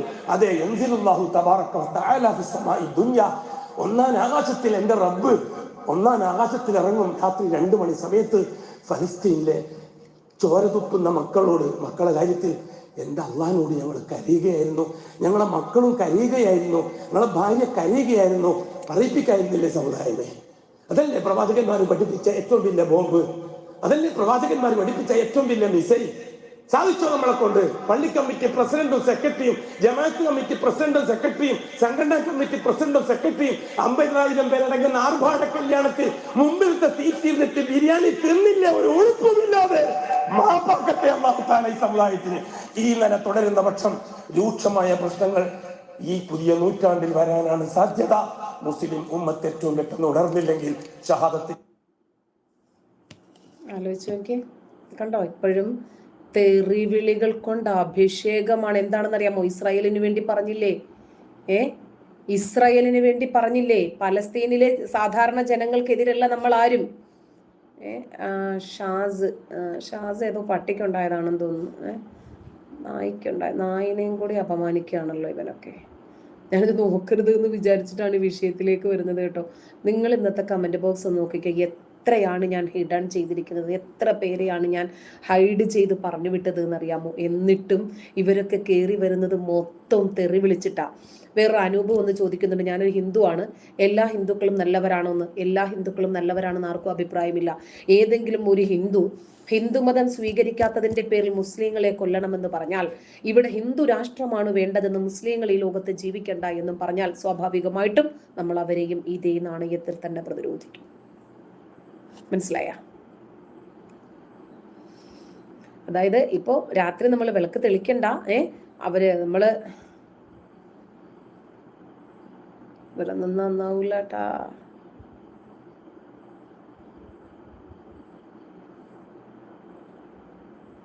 എന്താ തെറിയെന്നൊക്കെ പുതിയ പുതിയ തെറികളെ കണ്ടുപിടിക്കും. ഇവനൊക്കെയാണ് നാളെ മരിക്കുമെന്ന് പ്രതീക്ഷിക്കുന്നവര്, നല്ല മനുഷ്യന്മാര്. നാളെ നമ്മൾ ചെയ്യുന്ന എല്ലാ നന്മകൾക്കും തിന്മകൾക്കും പ്രതിഫലവും ശിക്ഷയും ഉണ്ടെന്ന് വിശ്വസിക്കുന്ന ആളുകളാണോ ഇവന്മാര്? ഇവന്റെയൊക്കെ വായിന്ന് വരുന്ന കാര്യം കേട്ടെ. ഞാൻ കുറച്ച് സമയമായി നിങ്ങളുടെ ഈ സംസാരം കേൾക്കുന്നത്. നിങ്ങൾ പറയുന്നത് ഫുൾ വർഗീയതയാണല്ലോ. നിങ്ങൾ ഇറങ്ങിപ്പോയിക്കോ, അത്രയല്ലേ ഉള്ളു കാര്യം. അനൂപ് കുമാറിനെ ആരും അടി തന്നിട്ട് ഇവിടെ പിടിച്ച് നിർത്തിയിട്ടില്ലല്ലോ. ഇവിടെ തന്നെ നിൽക്കണം, ഇത് കേൾക്കണമെന്ന്. ഇത് വർഗീയതയാണെങ്കിൽ നിങ്ങൾ കേൾക്കണ്ട, നിങ്ങൾ പൊയ്ക്കോ. നിങ്ങൾക്ക് അങ്ങനെ തോന്നുന്നെങ്കിൽ അങ്ങനെ. ഒരു വർഗീയതയെ ചെറുക്കുന്നതിന് വേണ്ടി ബോധവൽക്കരണം നടത്തുമ്പോൾ നിങ്ങൾക്ക് അങ്ങനെയാണ് തോന്നുന്നതെങ്കിൽ ശരി, നിങ്ങളെ ആരും ഇവിടെ പിടിച്ചു നിർത്തിയിട്ടില്ല. ഞാൻ നിങ്ങളോട് വല്ല ബ്ലാക്ക് മെയിൽ ചെയ്യേ, ഭീഷണിപ്പെടുത്തി എന്തെങ്കിലും ചെയ്തു നിങ്ങൾ ഇവിടെ നിൽക്കണമെന്ന് പറഞ്ഞിട്ട്? വേണ്ടെങ്കിൽ കളഞ്ഞിട്ട് പോകണം, അത്രേ ഉള്ളൂ കാര്യം.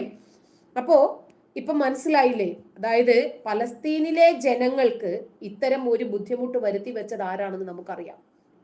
ഇസ്രായേലിനെ അങ്ങോട്ട് കയറി ചൊറിഞ്ഞത് ആരാണെന്ന് നമുക്കറിയാം. ഇനി ഈ ക്രിസ്ത്യാനികള് നല്ലൊരു പരിധി വരെ ഉണർന്ന് പ്രവർത്തിക്കാൻ തയ്യാറായിട്ടുണ്ട്. ഞാൻ കാണിച്ചു കേട്ടോ. ഇനി എനിക്ക് കേരളത്തെ കുറിച്ച് കൂടി ഒരു വാക്ക് പറഞ്ഞു വിടാനാണ് താല്പര്യം. ഈ വീഡിയോ നിങ്ങളൊന്ന് കണ്ടു നോക്കൂ.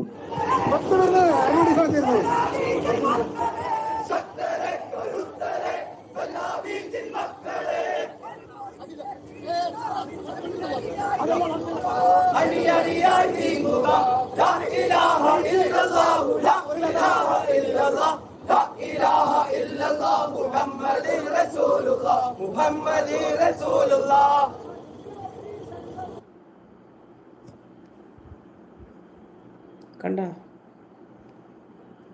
നമ്മുടെ നാട്ടിൽ നടക്കുന്ന സംഭവങ്ങളാണിതേ. സൗണ്ട് പോയല്ലോ. നമുക്ക്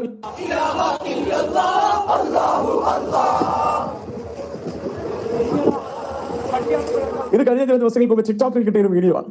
നമുക്കറിയാം പാലസ്തീനിൽ എപ്രകാരമാണോ ഹമാസ് ഡെവലപ്പ് ചെയ്യുന്നത്, അതുപോലെ കേരളക്കരയിൽ ഈ ഹമാസ് ഡെവലപ്പ് ചെയ്യുകയാണ്. ഇതിനാവശ്യമായ ഒത്താശ ഗവൺമെന്റ് ചെയ്തു കൊടുക്കുകയാണ്. ഗവൺമെന്റിന്റെ സ്റ്റൈഫൻഡിൽ, ഗവൺമെന്റിന്റെ സ്കോളർഷിപ്പിൽ മദ്രസകളിൽ ഇവർക്ക് പഠിപ്പിക്കേണ്ടുന്ന തീവ്രവാദം പഠിപ്പിച്ചു. ആണിനെയും പെണ്ണിനെയും ഒരുപോലെ പഠിപ്പിച്ചു. അവർ പഠിപ്പിച്ച് പുറത്തിറക്കി. ഏത് സമയത്തും ഈ ഗ്രൂപ്പ് ഒരു പ്രശ്നം ഇവിടെ ഉണ്ടാക്കിയാൽ, എന്ന് പറഞ്ഞാൽ ഹമാസ് പാലസ്തീനിൽ ഉണ്ടാക്കിയതുപോലെ ഇസ്രായേലിൽ ഉണ്ടാക്കുന്നത് പോലെ ഒരു പ്രശ്നം ഇവിടെ ഉണ്ടാക്കിയാൽ, കണ്ണടച്ച് തുറക്കുന്ന സമയം കൊണ്ട് ഇസ്രായേലിലെ ജനം അനുഭവിക്കുന്ന അതേ അസ്വൈര്യം നമ്മൾ അനുഭവിക്കേണ്ടി വരും. അതേ പ്രതിസന്ധി പാലസ്തീൻകാർ അനുഭവിക്കുന്ന അതേ ബുദ്ധിമുട്ട് ഈ കേരളക്കാർ അനുഭവിക്കേണ്ടി വരും. സംശയം വേണ്ട. ഞാൻ പറഞ്ഞു വരുന്നതിന്റെ ചുരുക്കെഴുത്ത് എന്താണെന്ന് ചോദിച്ചാൽ, പാലസ്തീനികളെ നോക്കി നമ്മളിത് പ്രയാസപ്പെടുകയാണ്. കൊച്ചു കുഞ്ഞുങ്ങളെയും ഗർഭിണികളും ഒക്കെയായിട്ട് പലായനം ചെയ്യുന്ന രംഗം നിങ്ങൾക്കറിയാമോ? ആ പാലസ്തീനികൾ തന്നെയാണ് ഈ ഹമാസിന് വളരാൻ വളം വെച്ചു കൊടുത്തത്. അവരറിഞ്ഞിരുന്നില്ല ഇവർ വളം വെച്ചു കൊടുക്കുന്നത് രാജ്യത്തെ മുഴുവൻ നശിക്കാൻ പോകുന്ന ബോംബുകളെയാണ് എന്ന് അവർ അറിഞ്ഞിരുന്നില്ല. മാന്യ സുഹൃത്തുക്കളെ, മലയാളി വംശജരെ തിരിച്ചറിയുക. കേരളക്കരയിൽ ഇത്തരത്തിലുള്ള ഹമാസിന്റെ കിങ്കരന്മാരെ വളരുവാൻ ഞാനും നിങ്ങളും കണ്ണടച്ചു കൊടുത്തും മൂളിക്കൊടുത്തും അനുവദിച്ചു. ഭരണ സംവിധാനങ്ങൾ മാറി മാറി വന്നു. എല്ലാവരും അത് തന്നെ സപ്പോർട്ട് ചെയ്തുകൊണ്ടിരുന്നു. താമസിയാതെ ഞാനും നിങ്ങളും ഇവിടെ നിന്ന് ഉടുകൊണ്ട് പോലും ഇല്ലാതെ പലായനം ചെയ്യേണ്ടി വരുന്ന നാഴിക വിദൂരമല്ലെന്ന് തിരിച്ചറിയണം. ഈ അതിക്രമത്തിന് പാലൂട്ടുന്ന നമ്മുടെ ഗവൺമെന്റുകൾ ഇതിനെതിരെ ഒരല്പമെങ്കിലും ശബ്ദമുയർത്തുകയും പ്രവർത്തിക്കുകയും ചെയ്യുന്ന ഒരാളെ നമുക്കിപ്പോ തൽക്കാലം കാണുവാനുള്ളൂ. അത് നമ്മുടെ മോഡിയാണ്. അതുകൊണ്ട് മോഡി തന്നെ പിന്നെയും വന്നാലേ തൽക്കാലത്തേക്ക് കുറച്ച് ദിവസത്തേക്കെങ്കിലും കേരളത്തിൽ അല്ലെങ്കിൽ ഇന്ത്യയിൽ ഒരല്പ സമാധാനം നിലനിർത്തുവാൻ കഴിയും. ഇപ്പോ MHP എന്ന് പറയുന്ന ഒരാൾ ചോദിച്ചിരിക്കുന്നു, മുസ്ലിം ഇല്ലായിരുന്നെങ്കിൽ ഇന്ത്യയുടെ അവസ്ഥ കാണാമെന്ന്. അതിന് മറുപടി ലാസ്റ്റ് മറ്റൊരാൾ പറഞ്ഞിട്ടുണ്ട്. എന്താണ് ഒക്ടോബർ 7-ാം തീയതി സംഭവിച്ചത്? രാഹു അവർ പറയുന്നുണ്ട്, ഇസ്ലാം ഇല്ലെങ്കിൽ ലോകത്തിന്റെ പകുതി പ്രശ്നം ഇല്ലാതായേനെ. ശരിയല്ലേ? ഇസ്ലാം ഇല്ലായിരുന്നെങ്കിൽ ലോകത്ത് നിന്ന് പകുതി പ്രശ്നങ്ങൾ, ഈ കൊള്ളയും കൊലയും യുദ്ധവും ഈ ചോരക്കൊതിയും പെണ്ണുപിടിയും ഒന്നും ഉണ്ടാകുമായിരുന്നില്ല. അപ്പോൾ ഇത് തന്നെയാണ് നമുക്ക് ആത്യന്തികമായി പറയാനുള്ളത്. നരേന്ദ്രമോദി കേന്ദ്രത്തിലിരിക്കുന്നത് കൊണ്ട് ഒരു പരിധി വരെ എങ്കിലും ഈ രാജ്യത്തെ ഇങ്ങനെ പിടിച്ചു നിർത്താൻ കഴിയുന്നുണ്ട്. ഇതുവരെ സർക്കാർ, ഇപ്പം കോൺഗ്രസ് എന്താണ് ഈ രാജ്യത്തോട് ചെയ്തത് എന്ന് ഇപ്പോഴും നമ്മൾ മനസ്സിലാക്കിക്കൊണ്ടിരിക്കുകയാണ് കാര്യങ്ങൾ. ആലോചിച്ചാൽ മതി. ഇപ്പോൾ ഏതാണ്ട് ക്രിസ്ത്യാനികൾക്ക് വെളിവ് വന്നിട്ടുണ്ട്. അവർക്ക് കാര്യങ്ങളും മനസ്സിലായി. ആ രൂപത്തിൽ അവർ അതിനോട് പ്രതികരിക്കാൻ തയ്യാറായിട്ടുണ്ട്. ഇനിയും നമ്മൾ വിചാരിക്കും നമ്മുടെ നാട്ടിലെ അപ്പിക്കുപ്പായക്കാർക്കാണ് തലയ്ക്കകത്ത് വെളിവും വെള്ളിയാഴ്ചയും ഇല്ലാത്തത്. പക്ഷേ എല്ലാ മുസ്ലിങ്ങളും അങ്ങനെയല്ല. ഒരു മുസ്ലിം പുരുഷൻ, അയാൾ 2 വിവാഹം കഴിച്ചത് അഫ്ഗാനിലാണ് സംഭവം. 2 വിവാഹം കഴിച്ചു. 3ാമതൊരു കിളുന്ത് പെണ്ണിനെയും കൊണ്ട് വരുമ്പോൾ ഇവർ ഒന്നടങ്കം നിന്നതിനെ എതിർക്കുകയാണ്. 2 ഭാര്യമാരും മക്കളും എല്ലാം കൂടി അയാളെയും ആ പെണ്ണിനെയും കൂടി അടിച്ചോടിക്കുന്ന ദൃശ്യം. ഇപ്പം എന്തായി? മുസ്ലിം സ്ത്രീകൾക്ക് അഫ്ഗാനിൽ പോലും വെളിവ് വെച്ചിട്ടുണ്ട്, നമ്മുടെ നാടൊഴികെ. നോക്കോ, ഇസ്ലാമിൻ്റെയും മുസ്ലിമിൻ്റെയും യഥാർത്ഥ കൾച്ചർ എന്താണ്? അവരെന്നെങ്കിലും സംസ്കാര സമ്പന്നരാകുമോ ഇല്ലേ എന്ന് നിങ്ങൾക്ക് ഈ കമന്റ് ബോക്സിനകത്ത് കാണാം. അതുകൊണ്ടാണ് എനിക്ക് അവരെയൊക്കെ ഹൈഡ് ചെയ്ത് പറഞ്ഞു വിടേണ്ടി വരുന്നത്. ഇവർ ഈ രൂപത്തിലാണ് പഠിച്ചിരിക്കുന്നത്. പക്ഷേ ഒരു ഹിന്ദുവോ ഒരു ക്രിസ്ത്യാനിയോ ഒറ്റയടിക്ക് ഒരു സ്ത്രീയെയും ഈ രൂപത്തിൽ തെറി വിളിക്കില്ല. ഇങ്ങനെ തെറി പറയാൻ അവർക്ക് പറ്റില്ല. കാരണം അവരത് പരിശീലിച്ചിട്ടില്ല. ഇത് വളരെ ഈ സംസാരിച്ച് തുടങ്ങുന്ന സമയം, നമ്മൾ പറയില്ലേ പിച്ച വയ്ക്കുക എന്ന്, അങ്ങനെ വാക്കുകൾ പെറുക്കി കൂട്ടി പറയാൻ തുടങ്ങുന്ന സമയം മുതൽ ഇവർ വിളിക്കുന്നത് ഈ രൂപത്തിലുള്ള തെറികളാണ്. വീട്ടിൽ വാപ്പ ഉമ്മായെ തെറി വിളിക്കുന്നത് കേൾക്കുന്ന മക്കൾ കുറച്ച് കഴിയുമ്പോൾ ഉറപ്പായിട്ടും അതേ തെറി തന്നെ അവരും വിളിക്കും. അവരതാണ് നിരന്തരം കേൾക്കുന്നതും അറിയുന്നതും മനസ്സിലാക്കുന്നതും പരിശീലിക്കുന്നതും. പിന്നെ അവരുടെ വീട്ടിൽ അവർക്കതൊരു പ്രശ്നമല്ല. ആ കൾച്ചറിൽ അവർ ഫോം ചെയ്ത് വരുന്നത് കൊണ്ടാണ് അവർക്കത് പറയേണ്ടി വരും. ഞാനും ഇപ്പം ഈ മതത്തിൽ ജനിച്ചു വളർന്നതാണ്. ഒരല്പം അന്തം വെച്ചപ്പോൾ ഈ ഖുർആനിന്റെ അർത്ഥം മനസ്സിലാക്കി. അപ്പൊ എനിക്ക് മനസ്സിലായി ഇത് ഒരു ബഹുസ്വര സമൂഹത്തിന് ആപത്താണ്. ലക്ഷണമൊത്ത വർഗീയത പരത്തുന്ന ഗ്രന്ഥമാണ് ഖുർആൻ എന്നതിനകത്ത് നിന്ന് ബോധ്യപ്പെടുന്നു. അങ്ങനെയാണ് അത് പഠിച്ചു മനസ്സിലാക്കി. പിന്നീട് ഇവരുടെ ഈ കൾച്ചർ ഇത് പറയേണ്ടി വരുന്നതാ. പറയാൻ ഇവരായിട്ടാണ് കാരണമുണ്ടാക്കുന്നത്. ഇന്ന് 104 പേരെയാണ് ഇന്ന് ഞാൻ ബ്ലോക്ക് ചെയ്തത്. ഇവരുടെ കൾച്ചർ ഒന്ന് ആലോചിച്ച് നോക്കിക്കേ. നിങ്ങൾക്ക് അവരുടെ കമന്റുകളൊക്കെ ഹൈഡാണ്, ഹിഡൻ എന്ന് പറഞ്ഞ് കാണാം. എമാതിരി തെറികളാണ് ഈ വിളിക്കുന്നത്. ഇവന്റെ ഒക്കെ തന്തയും തള്ളയും വീട്ടിൽ വിളിക്കുന്ന കൾച്ചറാണിത്. ഇത് വെച്ചിട്ട് മുസ്ലിങ്ങളെ എന്തിനാണ് പറയുന്നത് നോക്കും. നിങ്ങൾ നോക്കിയാൽ മതി. ഇന്ന് മൊത്തം താത്താമാരുടെ രൂപത്തിലാണ് വന്നിരിക്കുന്നത്. താത്താമാര് തന്നെയാണോ എന്നറിയില്ല. എന്തായിരുന്നാലും ശരി, ഇവർക്കൊക്കെ ഒരു തെറി പറഞ്ഞ് ഇവരുടെ ഫ്രസ്ട്രേഷൻസ് ഇറക്കി വെക്കാൻ വേണ്ടിയിട്ട് എൻ്റെ പേജിൽ ഒരു സ്പേസ് ഇവർക്ക് കൊടുക്കണ്ടല്ലോ. ആവശ്യമുള്ളവർ കണ്ടാൽ മതി. ആരോടും കാണണമെന്ന് നമ്മളാരും ഇത് നിർബന്ധം പിടിക്കുന്നില്ല. അപ്പോൾ ഇവർക്ക് പിന്നെ ഈ മുറിയന്മാരെ സംബന്ധിച്ചിടത്തോളം ഇവരുടെ കൾച്ചർ ഇങ്ങനെയാണ് എന്ന് വീണ്ടും എനിക്ക് നിങ്ങളോട് ബോധ്യപ്പെടുത്തേണ്ടി വരുന്നതാണ് കേട്ടോ. അത് നിങ്ങൾ ക്ഷമിക്കണം. നോക്കിയോ, വെളുമാരെ കുറിച്ച് ശരിയാണ്.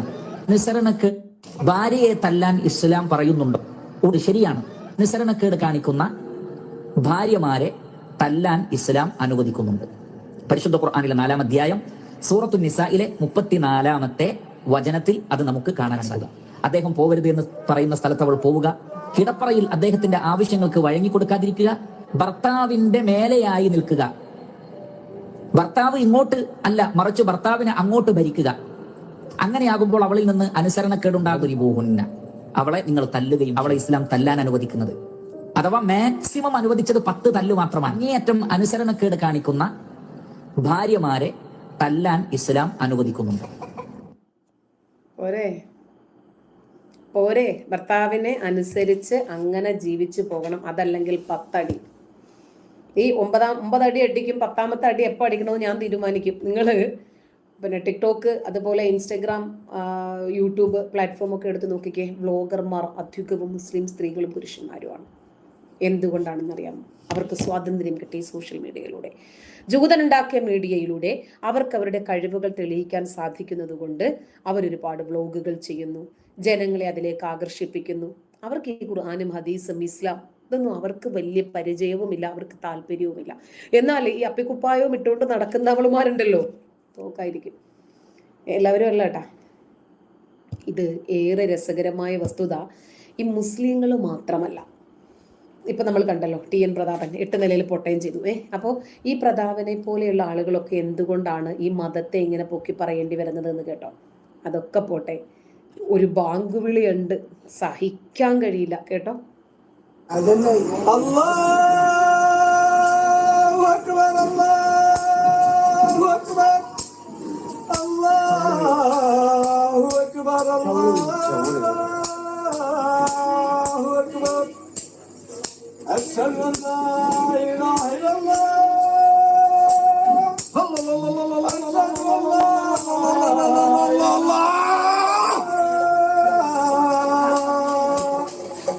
അശ്ഹദു അന്ന മുഹമ്മദ റസൂലുള്ളാഹ്, അശ്ഹദു അന്ന മുഹമ്മദ റസൂലുള്ളാഹ്. ഹയ്യ അലസ് സ്വലാത്ത്,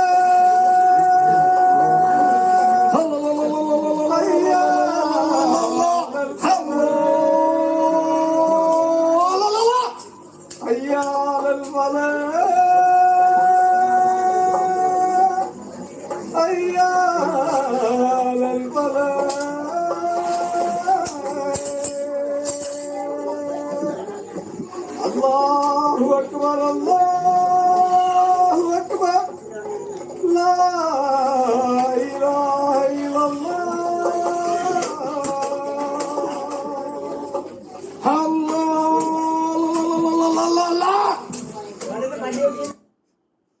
എന്ത് ഗതികേടിലാണ് മനുഷ്യനെന്ന് ആലോചിച്ച് നോക്കിയ. രാഹു ശരി, ഇനിയും ചെയ്യുന്നില്ല. ഇനി ഇത് തന്നെ പേസ്റ്റ് ചെയ്യണ്ട കേട്ടാ. ഇവരുടെ ഭീഷണിയും തെറിവിളിയും ഹൈഡ് ചെയ്യരുത്.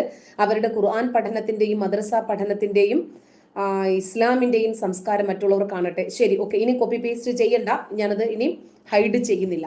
ഇവരെത്ര തെറികൾ വേണമെങ്കിലും വിളിച്ചോട്ടെ. അതുവഴി മുസ്ലിം എന്താണെന്നും ഒരു മുസ്ലിം മുറിയന്റെ ശരാശരി കൾച്ചർ എന്താണെന്നും ജനങ്ങളൊന്ന് മനസ്സിലാക്കിക്കോട്ടെ. ഒരു കുഴപ്പമില്ല. ഒന്ന് ആലോചിച്ച് നോക്കിക്കേ, എവിടെയാണ് ഈ ബാങ്ക് വിളിക്കുന്നത്? ഇസ്ലാം ഇങ്ങനെ വളർത്താൻ ഇവർ ശ്രമിക്കുന്നത്? ഇങ്ങനെയാണോ ഇസ്ലാം വളർത്തുന്നത്? ഒരുത്തൻ പറയുന്നു 10 തല്ല് വരെ സ്ത്രീയെ തല്ലാമെന്ന്. ഈ 10 തല്ല് നിങ്ങൾക്ക് എവിടുന്നാ കിട്ടിയത്? ഖുർആൻ പറയുന്നത് ഇങ്ങനെയാണ്, അർരിജാലു ഖവ്വാമൂന അലൻ നിസാ, സ്ത്രീകളുടെ മേൽ നിയന്ത്രണ അധികാരമുള്ളവരാണ് പുരുഷന്മാർ. അർരിജാലു ഖവ്വാമൂന അലൻ നിസാ ബിമാ ഫളലല്ലാഹു ബഅദഹും അലാ ബഅദ്. അതായത് ചിലർക്ക് ചിലരേക്കാൾ അള്ളാഹു ശ്രേഷ്ഠത നൽകിയതുകൊണ്ട്, അതായത് സ്ത്രീകളെക്കാൾ പുരുഷന് അള്ളാഹു ശ്രേഷ്ഠത നൽകിയതുകൊണ്ട് സ്ത്രീകളെ നിയന്ത്രിച്ച് നയിച്ച് മുന്നോട്ട് കൊണ്ടുപോകേണ്ടവനാണ് പുരുഷൻ. കേട്ടല്ലോ. ഇനി സ്ത്രീകളിൽ ആരെങ്കിലും അനുസരണക്കേട് കാണിക്കുമെന്ന് നിങ്ങൾ ഭയപ്പെട്ടാൽ നിങ്ങൾ അവരെ ആദ്യം ഫഅലുഹുന്ന, നിങ്ങൾ അവരെ ഉപദേശിക്കണം. വഹ്ജുറൂഹുന്ന ഫിൽ മളാജിഇ, നിങ്ങൾ കിടപ്പറയിൽ നിന്ന് അവരെ വിട്ടു നിർത്തണം. വളിരിബൂഹുന്ന, നിങ്ങൾ അവരെ അടിക്കുകയും ചെയ്യുക. എങ്ങനെയുണ്ട്? ഇങ്ങനെ പല രൂപത്തിലും സ്ത്രീകളെ നിയന്ത്രിക്കാൻ, അടിക്കാൻ, അവരെ കൺട്രോൾ ചെയ്ത് മുന്നോട്ട് നയിച്ചു കൊണ്ടുപോകാൻ പുരുഷന്മാർക്ക് ഇസ്ലാം ബാധ്യത നൽകുകയാണ് ചെയ്യുന്നത്. വെളിവുള്ള ആളുകൾ ഇസ്ലാം എന്താണെന്നും ഈ മുസ്ലിങ്ങളുടെ കൾച്ചർ എന്താണെന്നും, കേരളത്തിൽ കുറച്ചുകൂടി മുസ്ലിങ്ങളുടെ പോപ്പുലേഷൻ വന്നാൽ ഈ കേരളക്കരയിൽ എന്താണ് സംഭവിക്കുന്നതെന്നും ദീർഘദൃഷ്ടിയുള്ള ആളുകൾ മനസ്സിലാക്കുകയും അവരത് ലോകത്തോട് വിളിച്ചു പറയുകയും ചെയ്യും. അഡ്വക്കേറ്റ് ജയസൂര്യൻ സർ, യഥാർത്ഥത്തിൽ 2 കാര്യങ്ങളാണ് സംസ്ഥാന സർക്കാരിന് തുണയായിട്ടുള്ളത്. കേരളത്തിന്റെ പൊതുജന സമൂഹത്തിന്റെ മാനസികാവസ്ഥ, ആട് തേക്ക് മാഞ്ചിയം തട്ടിപ്പുകൾ മുതൽ മൾട്ടി ലെവൽ മാർക്കറ്റിംഗ്, അങ്ങനെയുള്ള പണമിരട്ടിപ്പ് പരിപാടികൾ, ഇതിലെല്ലാം ചെന്ന് കുടുങ്ങുന്ന വളരെ ബുദ്ധിയുള്ള മലയാളി വളരെ നേരത്തെ തന്നെ കുടുങ്ങിപ്പോയ ഒരു മഹാരാഷ്ട്രീയ തട്ടിപ്പാണ് കമ്മ്യൂണിസം. കമ്മ്യൂണിസത്തിന് മാനസിക വിധേയമായി പോയ ഒരു ജനത ആ ജനതയെ എങ്ങനെ കൈകാര്യം ചെയ്യണം എന്ന് കമ്മ്യൂണിസ്റ്റ് പ്രസ്ഥാനത്തിന് വളരെ കൃത്യമായിട്ട് അറിയാം. അവര് പൊതുസമൂഹത്തെ തന്നെ സംഘടനയാക്കി മാറ്റിയിരിക്കുകയാണ്. എല്ലാ വിഭാഗം ജനങ്ങളെയും സംഘടനയാക്കി മാറ്റി അവരെ തൊഴിലാളി യൂണിയനുകളാക്കി ചാപ്പകുത്തി അവരിൽ നിന്ന് ലെവി പിരിച്ച് പിരിവെടുത്ത് ആടുമാടുകളെ പോലെ ഭീഷണിപ്പെടുത്തി പാർട്ടി പരിപാടിക്ക് കൊണ്ടുപോകുന്ന ഒരു സംസ്കാരത്തെ മലയാളി പണ്ടേ അംഗീകരിച്ചു പോയി എന്നതിന്റെ കടുത്ത ശിക്ഷയാണ് ഇപ്പോൾ നമ്മൾ അനുഭവിച്ചുകൊണ്ടിരിക്കുന്നതിന്റെ ഒരു വശം. രണ്ടാമത്തെ കാരണം ഇവിടുത്തെ ട്രേഡ് യൂണിയനിസമാണ്. അതായത് സിവിൽ സർവീസുകാർ മുതൽ ഏറ്റവും താഴെയുള്ള തൂപ്പ് ജോലിക്കാർ വരെ സംഘടിതമായ ഇടതുപക്ഷ ട്രേഡ് യൂണിയനിസത്തിന് കീഴ്പ്പെട്ടുകൊണ്ട് ജീവിക്കുന്ന ഒരു അന്തരീക്ഷമാണ് ഇവിടെ ഉള്ളത്.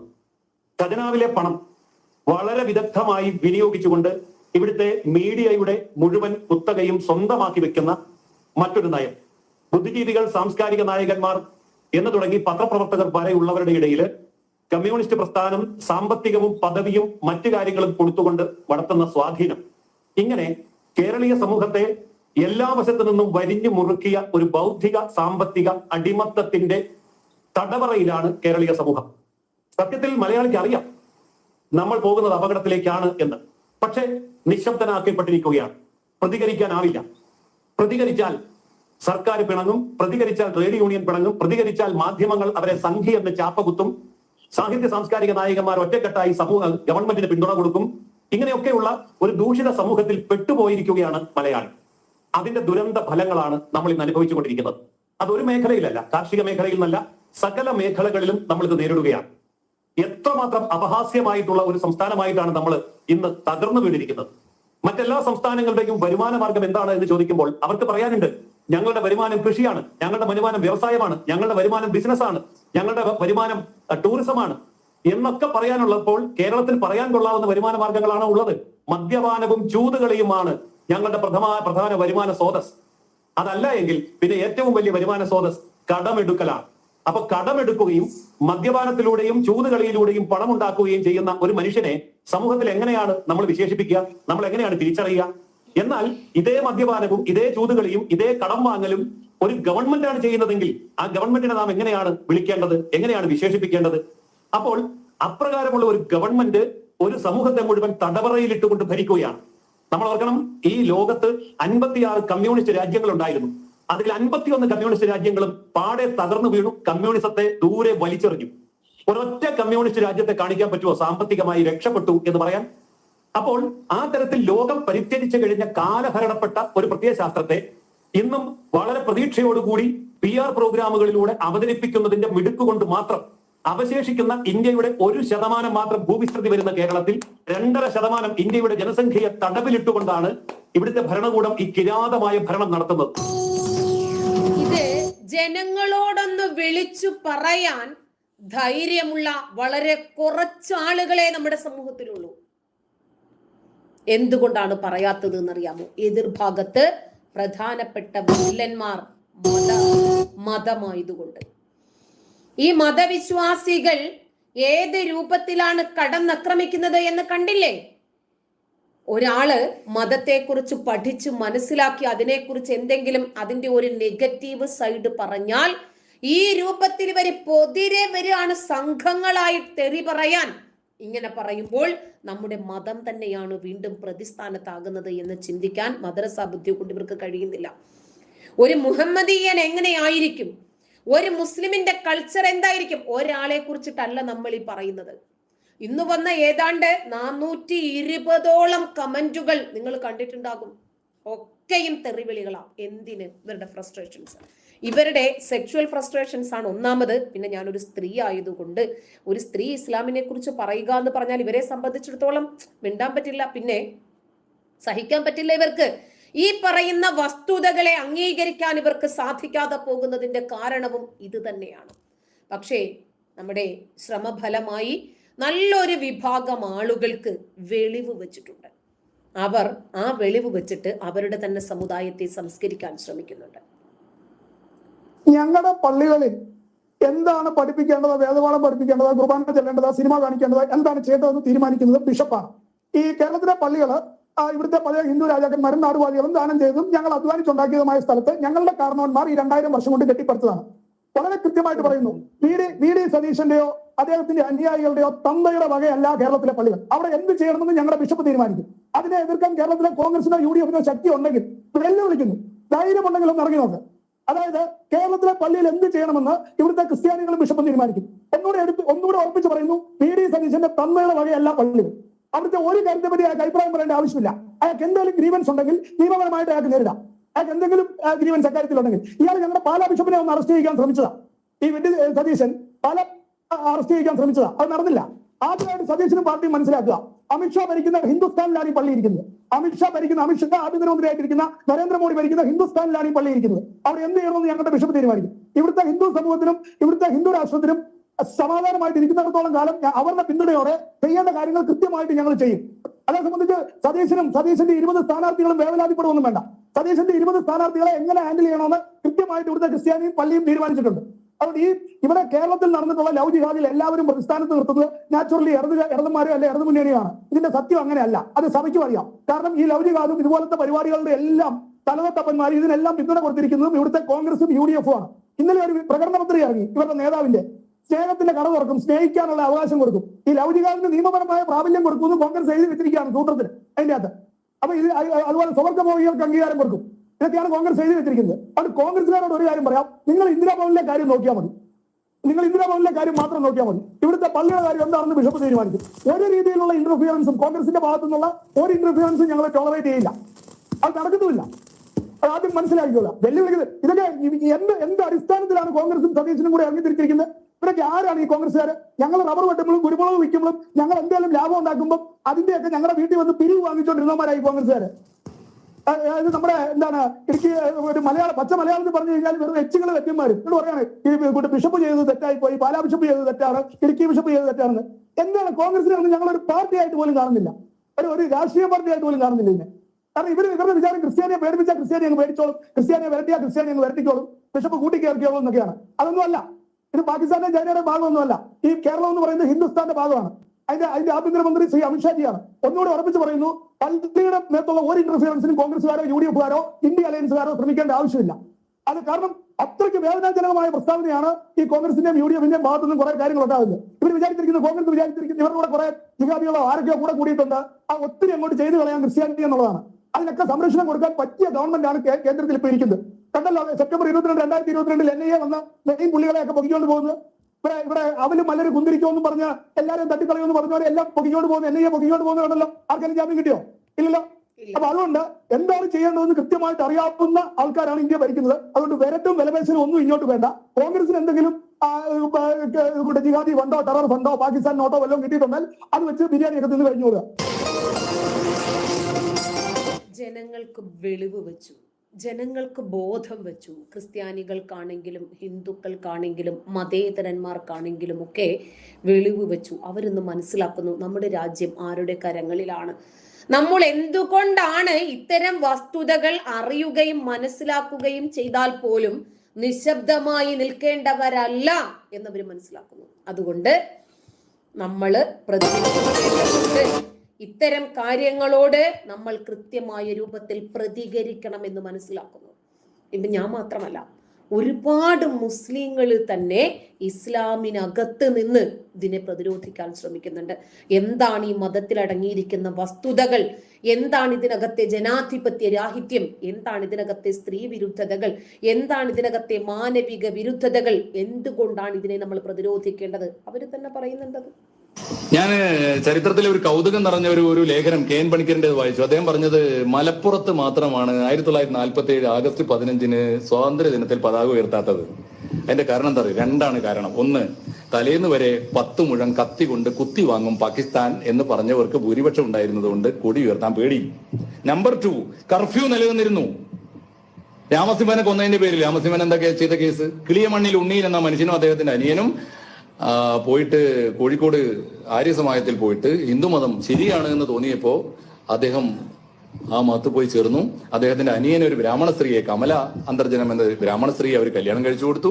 സമാധാനമായിട്ട് കഴിഞ്ഞു കൂടുമ്പോ ഒരു രാത്രിയിൽ സകല മഹല്ലുകളിലും കൂടിയാലോചിച്ചിട്ട് ഗൂഢാലോചന നടത്തിയിട്ട് ആ മനുഷ്യനെ അനിയനെ, രാമസിംഹനെ, നരസിംഹനെ, അദ്ദേഹത്തിന്റെ ഭാര്യയെ, അരിവെപ്പുകാരൻ അയ്യരെ ഒക്കെ കൂടി കൂട്ടക്കൊല ചെയ്യാൻ.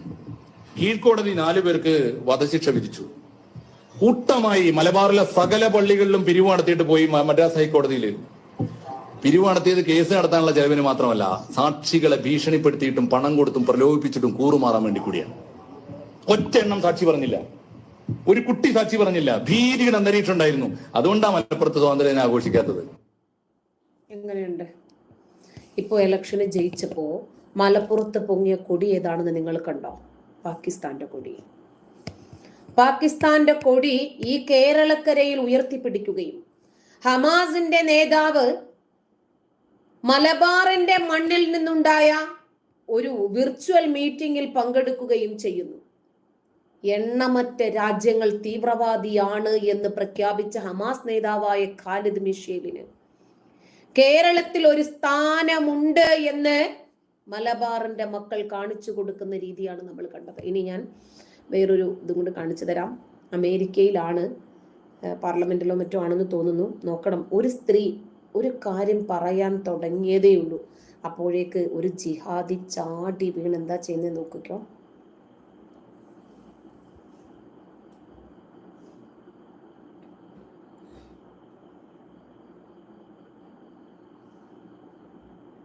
മ്യൂസിക് ഉള്ളതുകൊണ്ടാണ് കേട്ടോ പറ്റില്ല പ്രസ് മീറ്റ് ഇടാത്തത്. ഇതാ ഇപ്പോൾ ഒരു ദാ അരയിൽ നിന്ന് കത്തിയെടുത്ത് കുത്തുവാണ് അവരെ. ഇവരെത്ര പേര് പണിപ്പെട്ടിട്ടും അയാളെ പിന്തിരിപ്പിക്കാൻ കഴിഞ്ഞിട്ടില്ല എന്നുള്ളതാണ്. കണ്ടോ എങ്ങനെയാണ് അയാളില്ല, സിനിമ സ്റ്റൈലിലാണ് ചാടി വീഴുന്നത്. നിങ്ങളൊന്ന് ശ്രദ്ധിച്ചു നോക്കിക്കോ.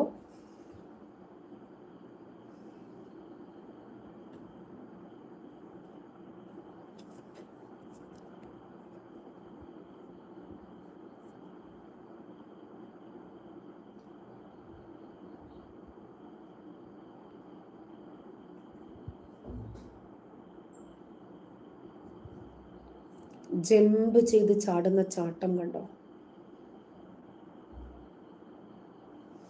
സ്വന്തം രാജ്യത്ത് ഇവരുടെ മതം സ്ഥാപിക്കപ്പെട്ടപ്പോൾ നിലനിൽപ്പില്ലാതെ മറ്റ് രാജ്യങ്ങളിലേക്ക് ചേക്കേറേണ്ടി വന്ന ആളുകളാണ് പിന്നീട് അവിടെ ഇത്തരം പ്രശ്നങ്ങൾ ഉണ്ടാക്കുന്നത്.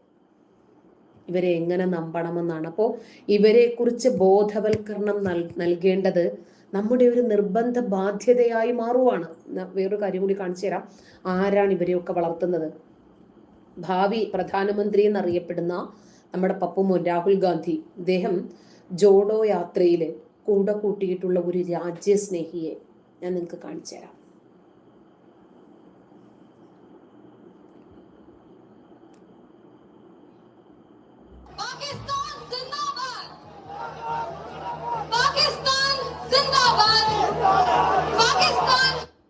ജോഡോ യാത്രയിൽ രാഹുൽ ഗാന്ധി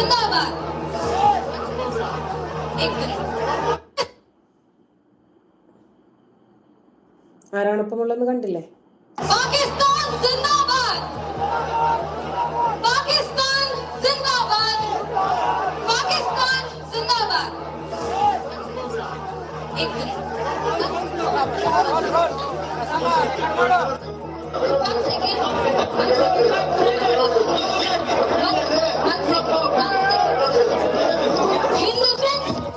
ഇതാണ് നമ്മുടെ നാടിന്റെ അവസ്ഥ.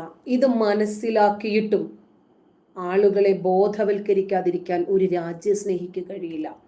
അതുകൊണ്ട് ഇത് തുറന്നു പറയാൻ ഞാൻ ബാധ്യസ്ഥയാണ്.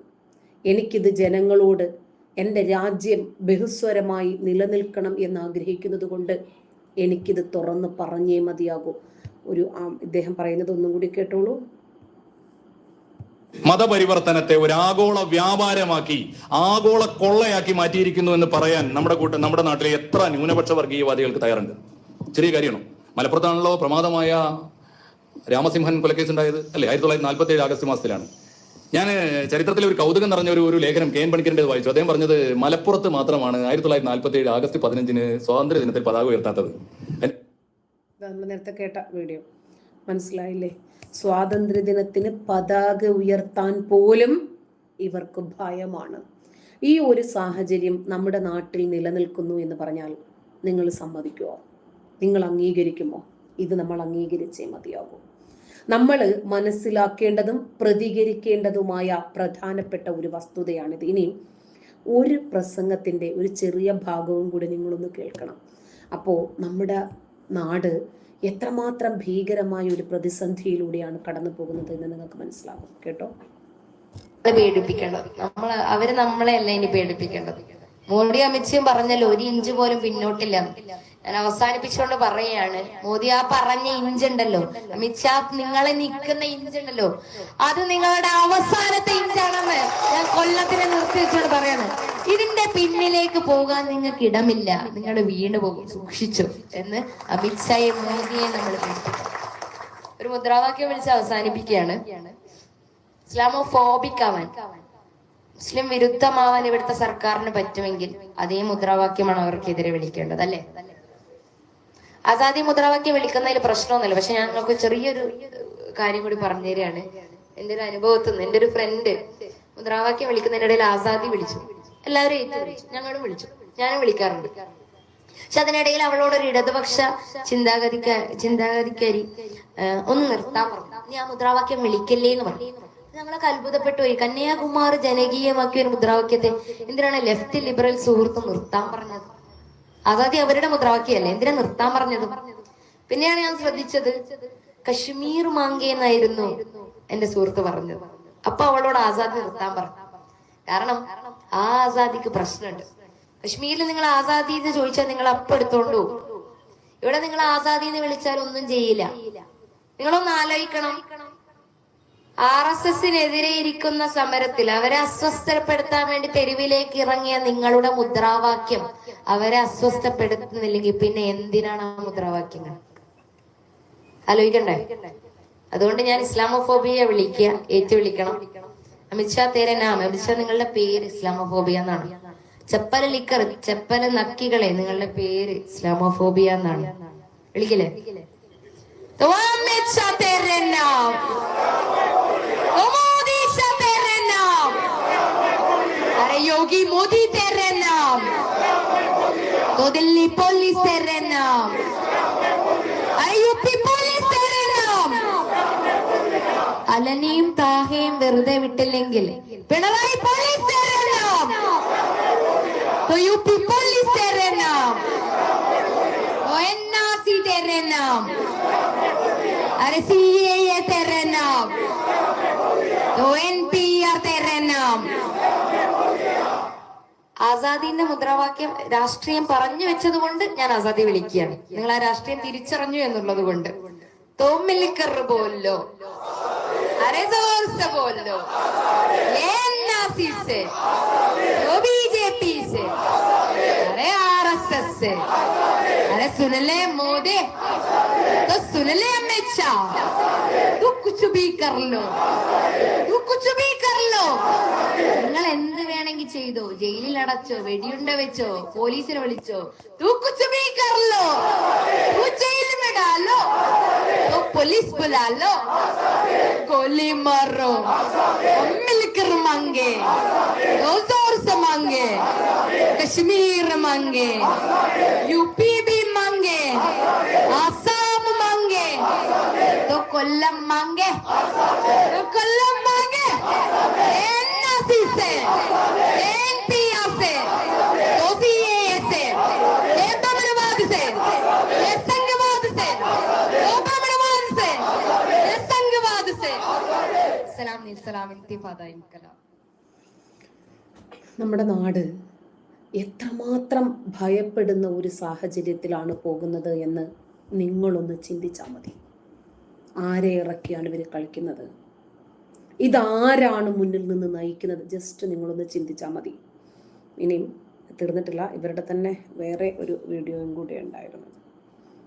ഇപ്പോഴായിട്ട് പറഞ്ഞ വേറെ ഒരു വീഡിയോ കട്ടിങ് ഉണ്ട്, കണ്ടില്ല.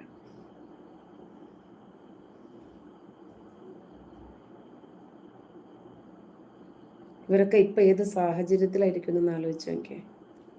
ഭയങ്കര സന്തോഷം. സ്ത്രീകൾ ഇത്രത്തോളം വന്നിറങ്ങിയതിൽ ഒരുപാട് അഭിമാനം തോന്നുന്നുണ്ട്. കാരണം ഇവിടെ ഉള്ളവർ തീരുമാനിക്കും ഇനി ആര് ഭരിക്കണം എന്ന് വേണമെങ്കിൽ.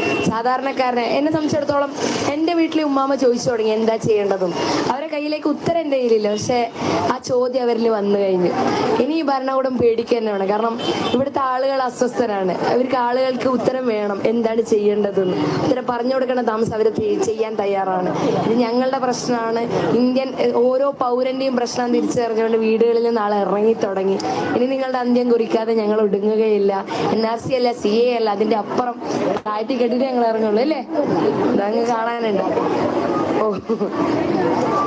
അരെ അമിത് ഷാ തെരെ നാം അരെ മോദി ഷാ തെരെ നാം അരെ NRC തെരെ നാം CA തെരെ നാം BJP तेरे नाम इस्लामोफोबिया, RSS तेरे नाम इस्लामोफोबिया, चप्पल लिखकर तेरे नाम इस्लामोफोबिया, NRC CA NPR तेरे नाम इस्लामोफोबिया, इस्लामोफोबिया. കാര്യം ഞാൻ പറയാതെ തന്നെ നിങ്ങൾക്ക് ബോധ്യപ്പെട്ടു എന്ന് തന്നെയാണ് ഞാൻ മനസ്സിലാക്കുന്നത്. എന്നിട്ട് ഇവരിങ്ങനെ മുദ്രാവാക്യം വിളിച്ചു, CAA വരില്ല എന്ന് പറഞ്ഞു, NRC വരില്ല എന്ന് പറഞ്ഞു, ഹമാസിന് തന്നെ ഇവർ ഐക്യദാർഢ്യം പ്രഖ്യാപിച്ചു, ഇവർ പാകിസ്ഥാനോടൊപ്പം നിന്നു. എന്നിട്ട് എന്ത് സംഭവിച്ചു? മൂന്നാം ഊഴവും മോദിക്ക് തന്നെ ആയില്ലേ? എന്തുകൊണ്ടാണ്? ഇപ്പോൾ നടന്ന തെരഞ്ഞെടുപ്പ് രാജ്യസ്നേഹികളും രാജ്യവിരുദ്ധരും തമ്മിലുള്ള ഒരു തെരഞ്ഞെടുപ്പായിരുന്നു. അതുകൊണ്ട് നല്ലൊരു വിഭാഗം രാജ്യസ്നേഹികൾ ഉണ്ട് എന്ന് തെളിയിക്കപ്പെട്ടു. മോദി എന്തായിരുന്നാലും മൂന്നാം തവണയും കയറുമ്പോൾ ഒരു ഇത്തരം പോപ്പുലർ ഫ്രണ്ടുകാർക്ക്, ഈ രാജ്യവിരുദ്ധർക്ക് ഒരിക്കലും ഈ രാജ്യത്ത് സ്ഥാനമുണ്ടാകില്ല എന്ന് മാത്രമല്ല, വർഗീയതയെ വിളയിപ്പിക്കാൻ, ലക്ഷണമൊത്ത വിഭാഗീയതയെയും അന്യമത വിരുദ്ധതയെയും വളർത്താൻ ഇവരുണ്ടാകില്ല. പോപ്പുലർ ഫ്രണ്ടുകാർ വിളിച്ച മുദ്രാവാക്യം നമ്മൾ കേട്ടതാണ്. അരിയും മലരും കുന്തിരിക്കവും ഒക്കെ വീട്ടിൽ കാത്തുവെച്ചോളാൻ പറഞ്ഞു. എന്നിട്ട് എന്ത് സംഭവിച്ചു? അവരൊക്കെ ഇന്ന് എവിടെയാണ്? തിഹാർ ജയിലിലാണ്. ഡയപ്പറിൽ കിടന്നവരെ നിലവിളിക്കുവാണ് രക്ഷയില്ലാതെ. പല തവണകളിൽ ജാമ്യത്തിന് അപേക്ഷിച്ചെങ്കിലും ജാമ്യം ലഭിച്ചിട്ടില്ല. കാരണം ഇവർ പുറത്തിറങ്ങേണ്ടവരല്ല എന്ന് സുപ്രീം കോടതി മനസ്സിലാക്കി, ഹൈക്കോടതികൾ മനസ്സിലാക്കി, സർക്കാർ മനസ്സിലാക്കി, NIA മനസ്സിലാക്കി. അതുകൊണ്ടാണ് ഇവർക്ക് അവിടെ തന്നെ കൊതുക് കടി കൊണ്ട് കിടക്കേണ്ടി വന്നത്. അരിയും മലരും കുന്തിരിക്കത്തിന്റെയും കാര്യം ഓർത്തവർ